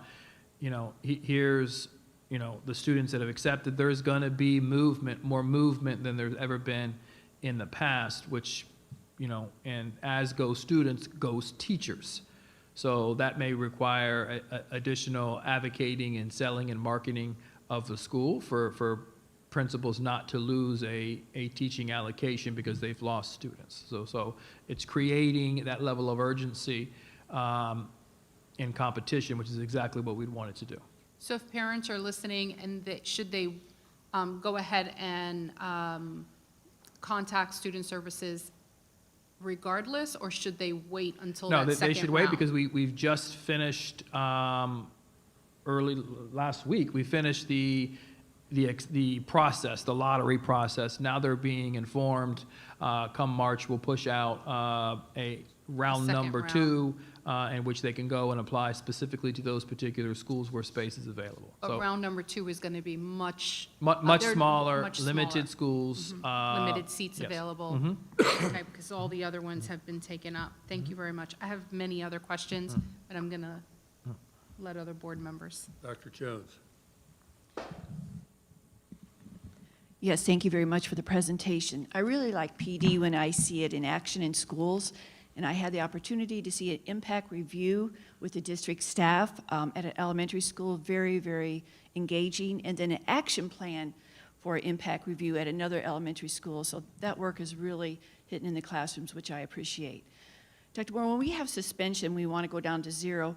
What now counts as an out-of-school suspension? In-school suspension, out-of-school suspension, all toss? Which ones count as they're out of school? An out-of-school suspension, meaning I am home, removed from teaching and learning. So ALTOS is an alternative to suspension. That is students going to the Gifford Youth Achievement Center. They're provided instruction. We have staff there who works with students, instructions being provided, counseling being provided to ensure when they return, hopefully we've mitigated or empowered the student with whatever skills are needed not to repeat the offense that had them suspended. So all toss, if they're there, that's not a suspension, correct? No, it doesn't count as an outdoor suspension because we're still providing instruction. Got it. I think it's wonderful that we have 24 teachers aspiring to be AP. It will lay the foundation, I think, for us. Mr. Fagan, on the new student allocation model, we talked about principals meeting with you on what they would need above and beyond. Is that above and beyond the FTE that the school is generating? Do we have extra funding for that, or how does that work? Through the chair. Yes, ma'am. We will base their allocation based on their FTE. Also, through the school choice program, if another class opened up, we'll make sure we allocate another teacher there Okay. to fill that. We'll also, like this year, we put some funds away, held them in reserve because it was the first year of SAM, staff allocation. So some growing pains there. So we budgeted some additional positions, and I think we put out about 5 or 6 where the schools came and said, I need another position. We will budget that again for next year. Probably not as many. Right. Because we're getting better at this, but we will always hold some in reserve. Right. I also like the fact when we talked about extracurricular activities, because I witnessed that at the high school and at the state level. Competitive cheer is very, very expensive, and if you're not in gymnastics, you may not make the team, so we really, really need to look at that. And Mr. Bass would know that a lot of our athletes, much to my chagrin, are becoming one-sport athletes year-round. I think it takes away sometimes from the high school experience, but I always just want to look at the cost factor. One last one, on the Equity Action Committee, what is the follow-up? I attended the last one in Gifford at GYEC before Christmas. Where do we go with the follow-up on all of the information that we received? So Mr. Meyer will give feedback on that as well, but I'll start with one of the things that we did at that particular development is we took all the information that the community shared, and as you recall, they were led through a protocol and things we needed to be doing around recruitment and other areas. So the community problem solved in teams, and they posted their information. And one of the things that I thought was very, very powerful, and I shared at the end of that professional development, is a lot of the things that were shared we're doing. But it goes back to the communication that leaders in our community, and that was the target group, aren't aware of it. So I took it back to staff in this room, senior staff and cabinet, and we just went through the exercise in a way that says, find your areas, and let's explore if we're doing these things, mentorship programs, and community leaders aren't aware of it, where do we need to shift? And we really kind of engaged in a conversation around how we're communicating. So as communication keeps coming up, we've identified it as a big opportunity for improvement. The effort in communication is there. The impact of communication and how we're doing is where we need to explore to say, are there different modes in which we need to be communicating? Is there different, deliver models of delivery in order to be more effective? And Mr. Meyer, you want to go next Just steps? add on, that's exactly right. And one of the reasons I think we saw success for that was Dr. Long was using active communication, where she was calling people directly to find out if they were coming versus just putting it out there and seeing who may show up. So that's what we've learned from that, is the intent is to have an additional event in March so that we can showcase directly and have that active sharing of the information from the people on our teams to those community members where they had questions. So very much look forward to that. I think it'll be a larger audience, hopefully. I know that, it was December at the peak of COVID. We're hoping that we can utilize the school building. We're looking for a day where maybe the kids aren't in school, so we could do more of a seminar type thing, rotate around to classrooms and give many presentations about the great things that district staff is doing. Thank you. I really enjoyed that meeting. Good leaders in that meeting. Thank you. Yeah, Dr. just Schiff. not a lot, because I think we've talked about this 3 or 4 times already, and gone back and forth a lot. One thing, the first slide you put up about our COVID rates, and we had talked previously about getting information out to parents and students about their access to DOH rapid testing and how we're going to do that. I just want to know if that's in the works and what's happening with that. Through the chair, so in terms of communicating with our faculty and staff, Mr. Bassett has sent that information to staff. I'm correct, No, right? I'm talking about parents and students. Oh, parents and students, that's at the other end of the table, Ms. Maddox. Yes, actually, the day after you mentioned that, I believe we had it up on the website. So if you go into the gallery on our website and click the slide, it takes you directly to the press releases that are specific to COVID, as well as links to the testing sites that the Department of Health offers, and a little bit about the procedures for what to do if you wake up not feeling well, just as a reminder for families and staff. So is there any, I don't know who to direct this to, Or just ask. To the universe. into the ethos. Is there a plan, because not everybody regularly looks at the website nor navigates the website well? And I know that parents have at times reached out or commented on forums that I see about not knowing where or how to get the test or who to call, or not even actually knowing that they're eligible as if they have a student in the district to get a rapid test like that. Well, what we've been doing is pushing out the information regarding that page on social media, as well as encouraging parents to download our app so that they get notifications on their phone, so that they can learn how to navigate the website a little bit better and get to that page. But I know that our health assistants and our health aides, they're providing that information at our schools as well. We received it from Vicki Burney. So, you know, if you have any other ideas as far as how to share it. I do, actually, because as a parent, I have obviously a lot of access and skill at negotiating some of the district stuff, but not everybody does. Could that go out in a robocall or a text that says, everybody has access to this, here's how you get it, and here's either the number to call or the process to do that? Yes. Yeah, Didn't we do that recently? Through the chair, we did push that out, and some of it is pushed out by school site as well.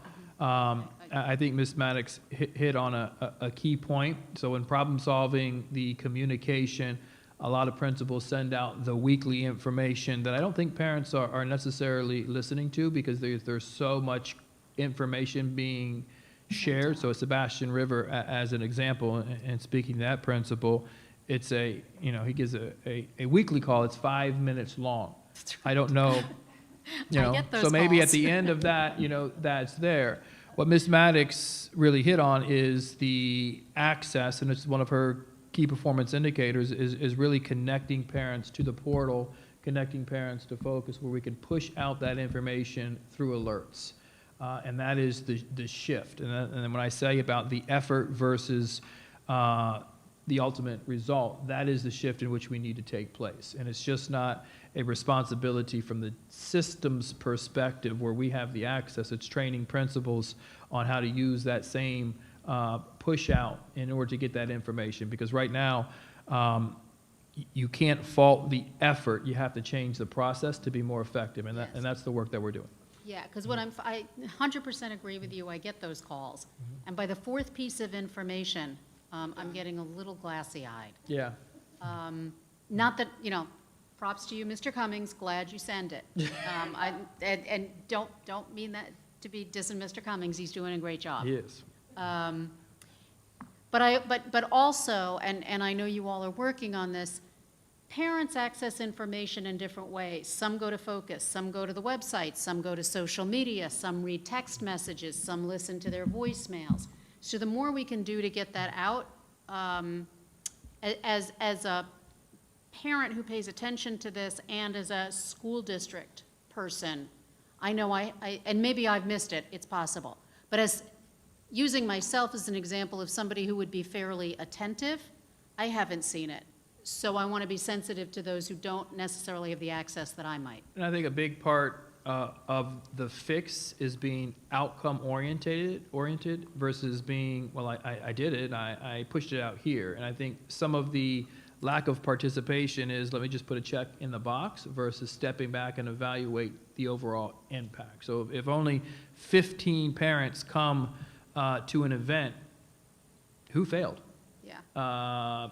And what do we do differently to get 100 parents to come? And it really is that problem solving after every event. Chicken dinner. And I think the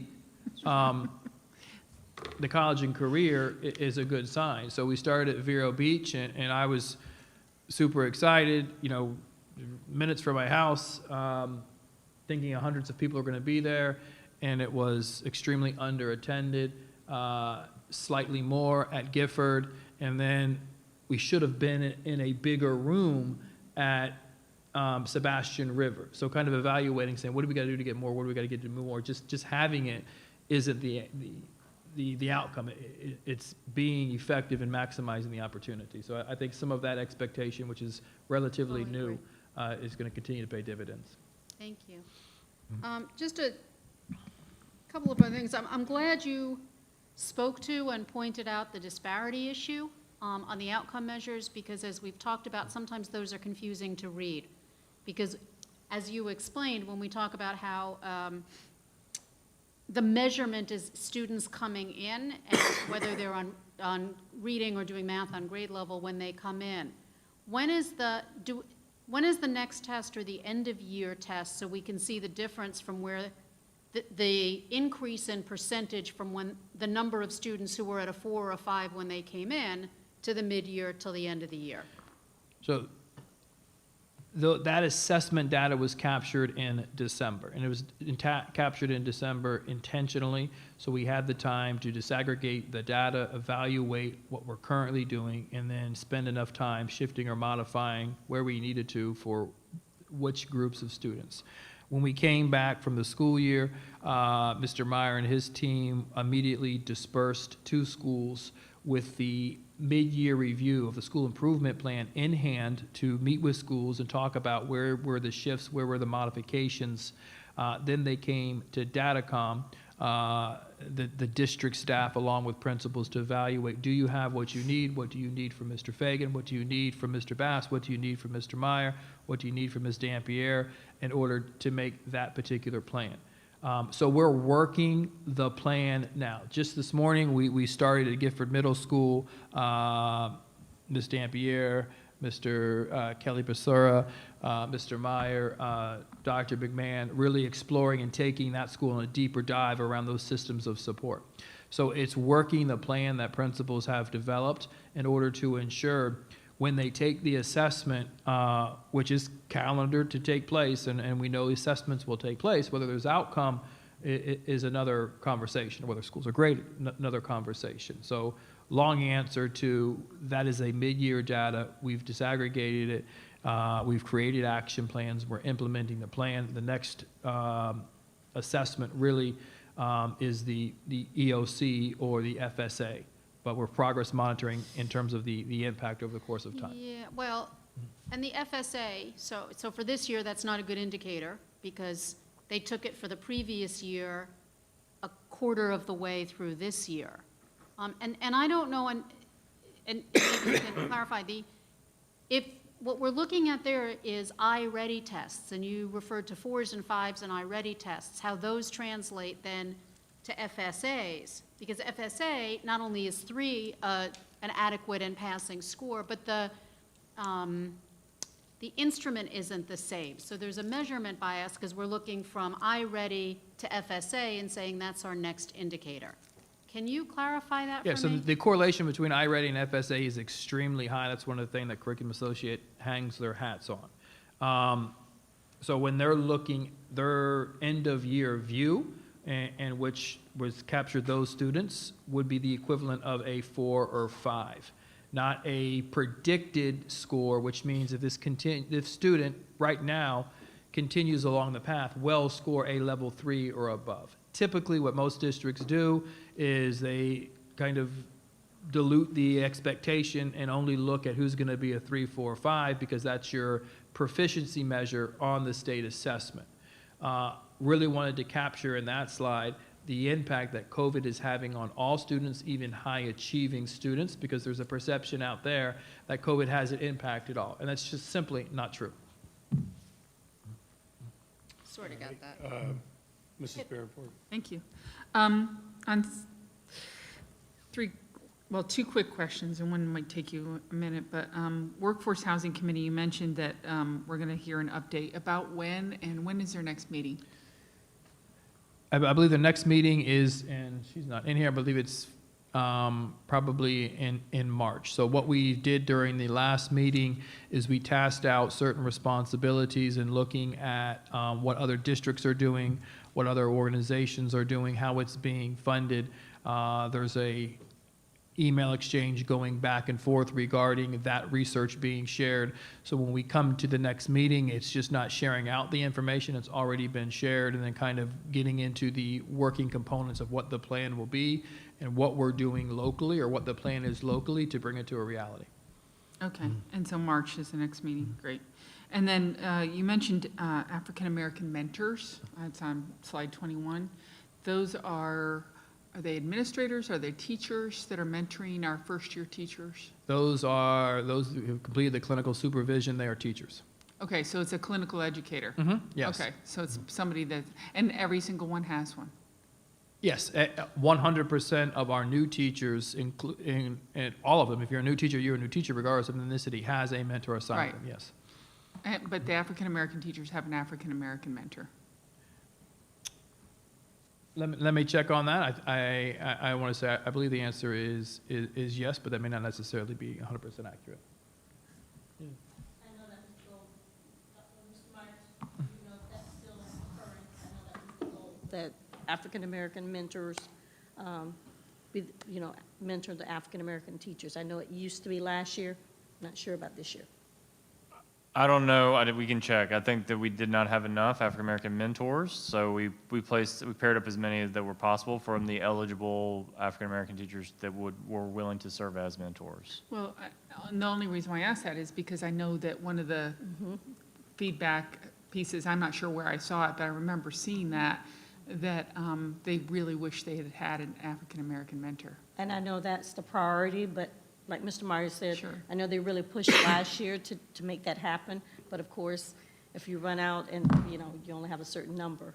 And I think that, through the chair, there's, depending on the individual, they may find more value in having a mentor of the same grade level or content level and not just an African-American teacher, right? So if I'm a science teacher, I might want more of a science mentor, Right. not just an African-American mentor But we're who's a asking kindergarten them. teacher, right? Yeah, absolutely. Okay, Well, we're asking them. like I said, I think the barrier this year was the availability, but we can check I can get a line-by-line Yeah, I matchup think for it's you. important that we ask the teacher, what's your request? I know that was in the past, as part of PD, they did ask that question, and some did say, Right.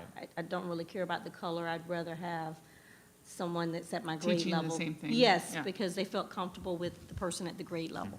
So I know that's, they do get feedback on that. Yeah, but I don't want that to be a barrier.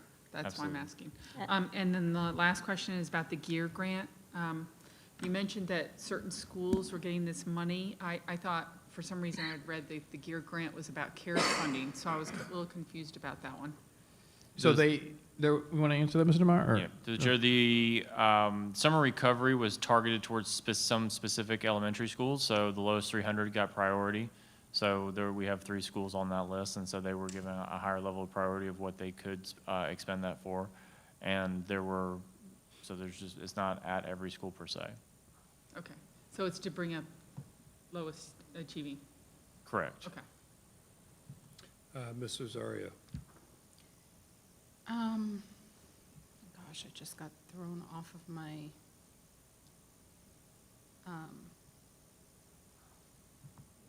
Dr. Moore, the format in the presentation, there was a, go back. the presentation on the iReady data, the gap differences within iReady reading and math data.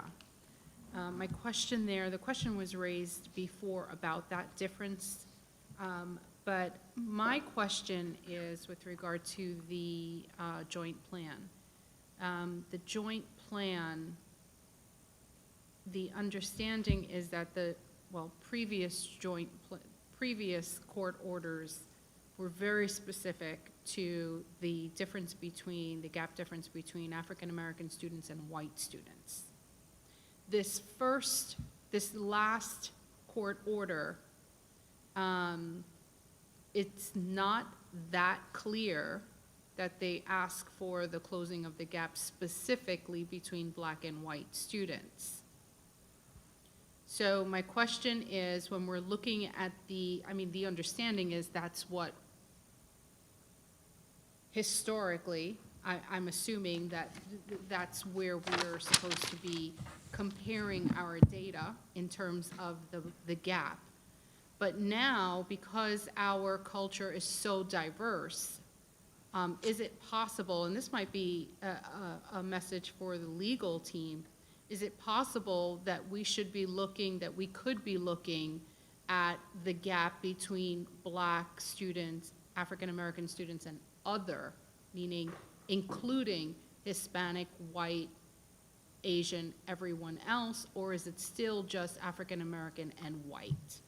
So right now, across the nation, it's still African-American and white, and the goal really is to, for any student who is below, we want to accelerate their learning to ultimately achieve, to minimize the gap. And you minimize the gap by continuing to grow proficiency for white students, while at the same time being drastically more effective of closing that gap. So it's not closing the gap by decreasing proficiency for white students or maintaining proficiency for white students. It is ultimately accelerating and moving students to proficiency at a faster rate than you are white students. So being as proficient as you are in data, my question is the group that would be within the multiracial component of our students. Our student population that are multiracial could indeed be, we can have students who are black and white, right? They're mixed race. Mm-hmm. We have them listed under a separate category, but we could potentially have closed the gap if we include multiracial students either in the African American subcategory or not. How do we address that? How do we, do we keep them separate? Can we The easiest way to consider- keep the information normed is to keep it in a reality. So you do, and once we have a full data set and we provide a outcome presentation, you'll be able to see the variance by subgroup, by grade level. Are we closing the gap at a faster rate? So the end of the year, it's going to be very, very interesting to bring a presentation that incorporates what is the true impact of COVID, the mitigation strategies that we've put into place, which have been very, very aggressive. How have we fared in districts who had similar percents back? There's so much to evaluate, and there's so much in flux in terms of different things that have taken place this year as a result of COVID, as a result of learning models, how you were responding to the amount of time we've been away. So this is by no means a typical year. What you probably would see across the state and Indian River County is a widening of the gap. And it's sad and it's hurtful to say, but we're probably going to see a widening of the gap, in which we're going to have to be very aggressive in the coming years to close that gap. Thank you. All right. I just have one question. This is for you, Mr. Bass. On recruitment, this is a challenge for every educational institution. It was a certainly at the college university level, it's very competitive. When we keep track of how many people we quote-unquote interview, we keep track of how many of those people we make offers to. We obviously know who accepts and who doesn't. Do we follow up with the ones who decline to find out why? Mr. Chair, to be totally transparent, I'm not sure if that's been a past practice, but it will be moving forward.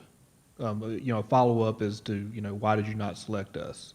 And usually through the process of talking to the individual and seeing if it was a good fit for them, we would identify that. But as far as keeping that data, we will begin keeping it. I think sometimes that's more important than why they accept it, because you can tweak your presentation, or it puts a spotlight on some controllable factors that perhaps we have that otherwise we've not thought of. And of course, this is one of the discussions we've had in the past about the foundation. One of the things this new foundation, besides capital projects, which will be, initially the primary focus, is to come up with, raise some endowment money specifically that would be focused toward funding advanced degrees, a supplement to professional training. But I'm thinking more of an advanced degree perspective. I'm sure there's a lot of things we can do. This is a topic that Dr. Warren and I have had 2 or 3 different conversations about, and everybody has a little bit of different take on what it takes to attract African-American teachers. Certainly the historical black colleges and universities is prime real estate when it comes to recruiting. And we have 4 or 5 of them in the state of Florida. Yes, sir. I went back after Mr. Rosario had asked that, and we did Florida A&M, I believe, last week, and we have Howard University coming up this month also. So that's just 2 just in February. Well, even there's schools like Spelman.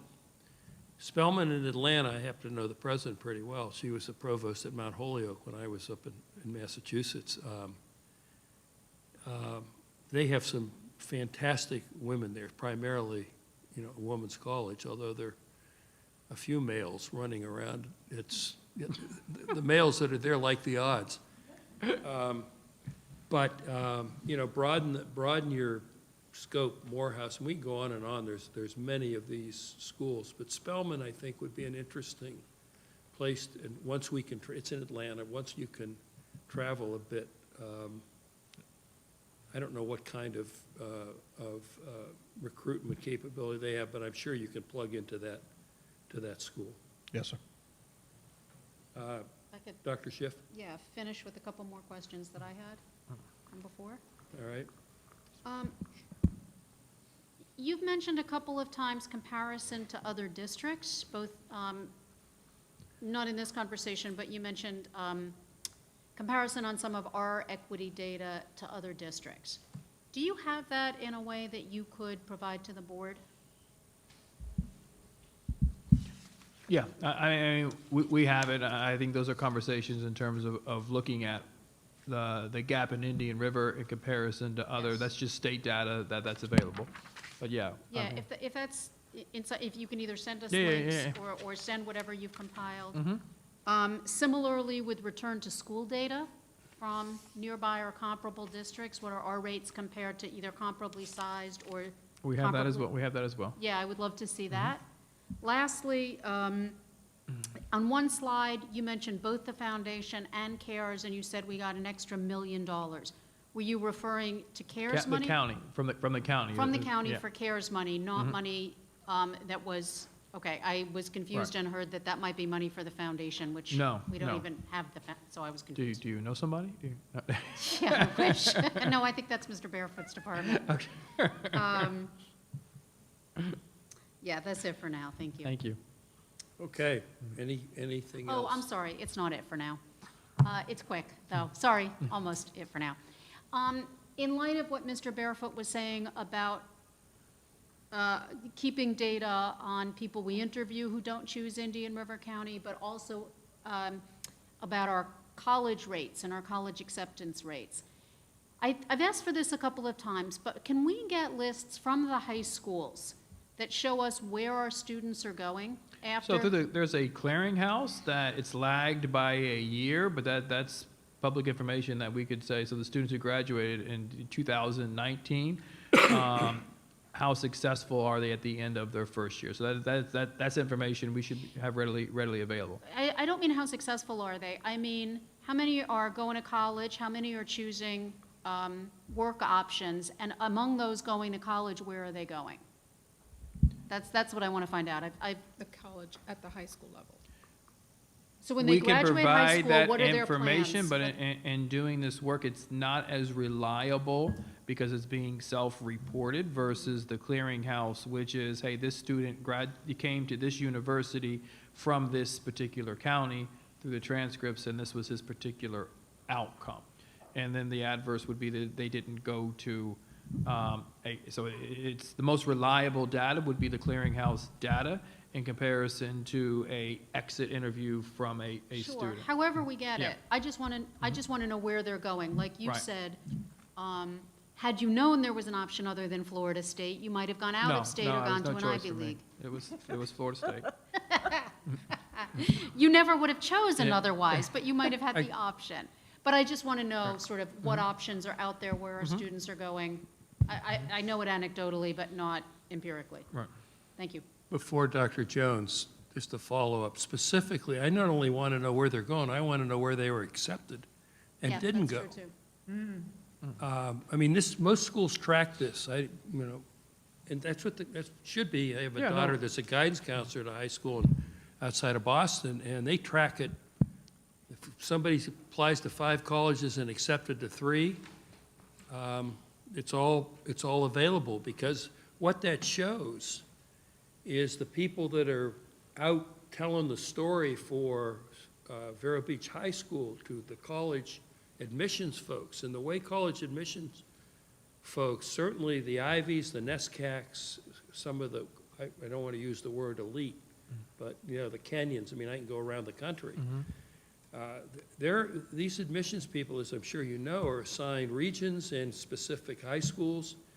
And once you get a relationship with a high school, it becomes a pretty good pipeline. And knowing what colleges are accepting your students tells you a lot about, even if they choose not to go there may be economic reasons why someone stays in the state of Florida. When I was on the board at St. Ed's for 7-8 years, this was really, we really kept track of this. And I know I got involved in a couple of situations. It's very helpful, and it also provides your students and their parents for sort of an aspirational look at what can my son or daughter accomplish if they apply themselves. Look at all the students before them that applied to these schools, and they may not have gone, but they were accepted. We used to keep track at Sebastian River High School with our seniors, and again, that was the counselor who worked with that senior and where they were going, but there wasn't follow-up, so whether they went and so forth, but at least you could see that they had that. And what you just said, Mr. Barefoot, is so important. Had several kids from Sebastian River High School go to Ivy League schools, but in the last few years there, a lot of the parents were choosing the state school because they got financial help and they went there basically tuition-free, so a lot of that has to do with the economy, especially now. Well, and what we can't target from that is we know a lot of kids go to IRSC with the full intention of going to a 4-year after they do 2 years at IRSC, and we can't capture that data. So it's a little bit artificial what we capture. It's true with any community college. It cuts the cost of you get your terminal degree from a quote-unquote higher profile school, but if colleges will work with community, I can tell you it's true in Massachusetts. And you can take courses that when you go into a 4-year college in a traditional sense, you're pretty well prepared. You don't find yourself behind. It's all a I matter can of. tell you that that's true. Having been at a university in Florida for almost 30 years, Florida universities do that as well. Yeah, Mrs. Rosario? Yeah, the relationship between colleges and school districts, their teacher departments and school districts is super critical. But one of the things when I became a teacher, One of the things that I remember most is the relationship between the college that I went to, my first one at the time, SUNY Stony Brook, it is through the student-teacher relationship and the placement of their student teachers. So the teacher programs at the colleges and universities, will very easily tell their student teachers, XYZ district here or there, we have a relationship with them, let's go ahead and place you within that district.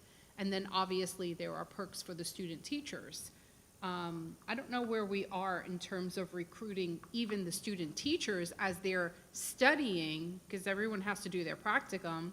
They all have to do the practice within the classrooms and then work on actually keeping them. Once you get certified and finish your practicum, we can keep you here in our district. I don't know where we are. It's something for us to consider from the human resources standpoint, and not only building the relationships with certified teachers or those who are ready to graduate, but come down a little bit more, a semester or two, and recruit those student teachers. And we're at a disadvantage because there's not a local four-year university that has an education program. So it Yes, we really do. is creating, Well, IRC has one now. not for, no, I've met with them. IRSC has a teacher program, but I don't know if we should worry about the location, because there's a lot of people who are student teachers or who are teachers in teacher programs who are doing it virtually. True. So they could go anywhere. I mean, you could be in a teacher program in Georgia, but you have to do the practicum in where you live. They're not going to commute to Georgia. If they're in a Georgia university, they're not going to commute to Georgia to do the practicum. They have to connect with a district where they live, or, in the vicinity of where they can commute. So there are certainly options and opportunities for us, apart from, not thinking that we have to have a physical university or college or, So there's, Well, and Can I was going to say, can I add to what she just said, if you don't mind? I did hire a teacher one time from FAU, had a program that was very interesting. They worked with IRSC, and this was a teacher who was doing her practicum, but I actually paid her. So she got paid to be a student teacher, and instead of having a teacher in her classroom, she had someone from FAU that came twice a week for like 2 hours, just to work with her and to see her in practice. And then, of course, I had supports in the school. Wound up being one of the best teachers I ever hired. So I don't know if that program's still in place, but it was a great way to be able to pay somebody to come and do their practicum. at least give Well, them a and- travel stipend. And also, though, I mean, FAU and UCF are equidistant. FAU has a campus as far north as Jupiter. So students may live I have had students who live as far as St. Lucie and Vero Beach come down to the Boca campus. I don't know what education offerings are on the Jupiter campus, but I know that students do live as far north of, on the southern end of Indian River County or on the northern end of St. Lucie County and take courses at FAU, but that puts them accessible to us as well. Likewise, on the northern end of the county towards Brevard, accessible towards UCF. So I think there is some flexibility there. There are probably more students than we know of. And I want to say Lakeland as well. Southeastern University is in Lakeland, and they have a teacher program there. Likewise, they're only about an hour, so the commuting, we might find some people locally who go there. So there are definitely opportunities. Mr. Barrett, through the chair, in Glades, we had a partnership with Florida Southwestern and FGCU. And like you did, we would actually bring in those student teachers, and we would have them, optimally, we want them to come in the fall and do their student teaching.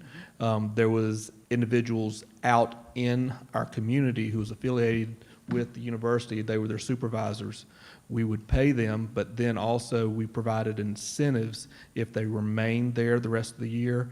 I believe it was 3 years out, they would get incentives. So if, UCF, FAU, whomever, if they had someone who was qualified to be that, university supervisor in our area, that could really make that, something that would be feasible for us to have.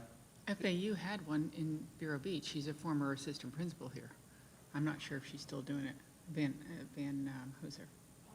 Mhm. That's was who the was name? mine. She was the supervisor for Paula Van Hooser. Yeah, she was the supervisor for the teacher I hired. Okay. It seems like we've reached the end of the meeting, so we re-adjourn at 5:01, and the joint meeting will begin at 6. So if we are not finished with the business meeting, we will recess.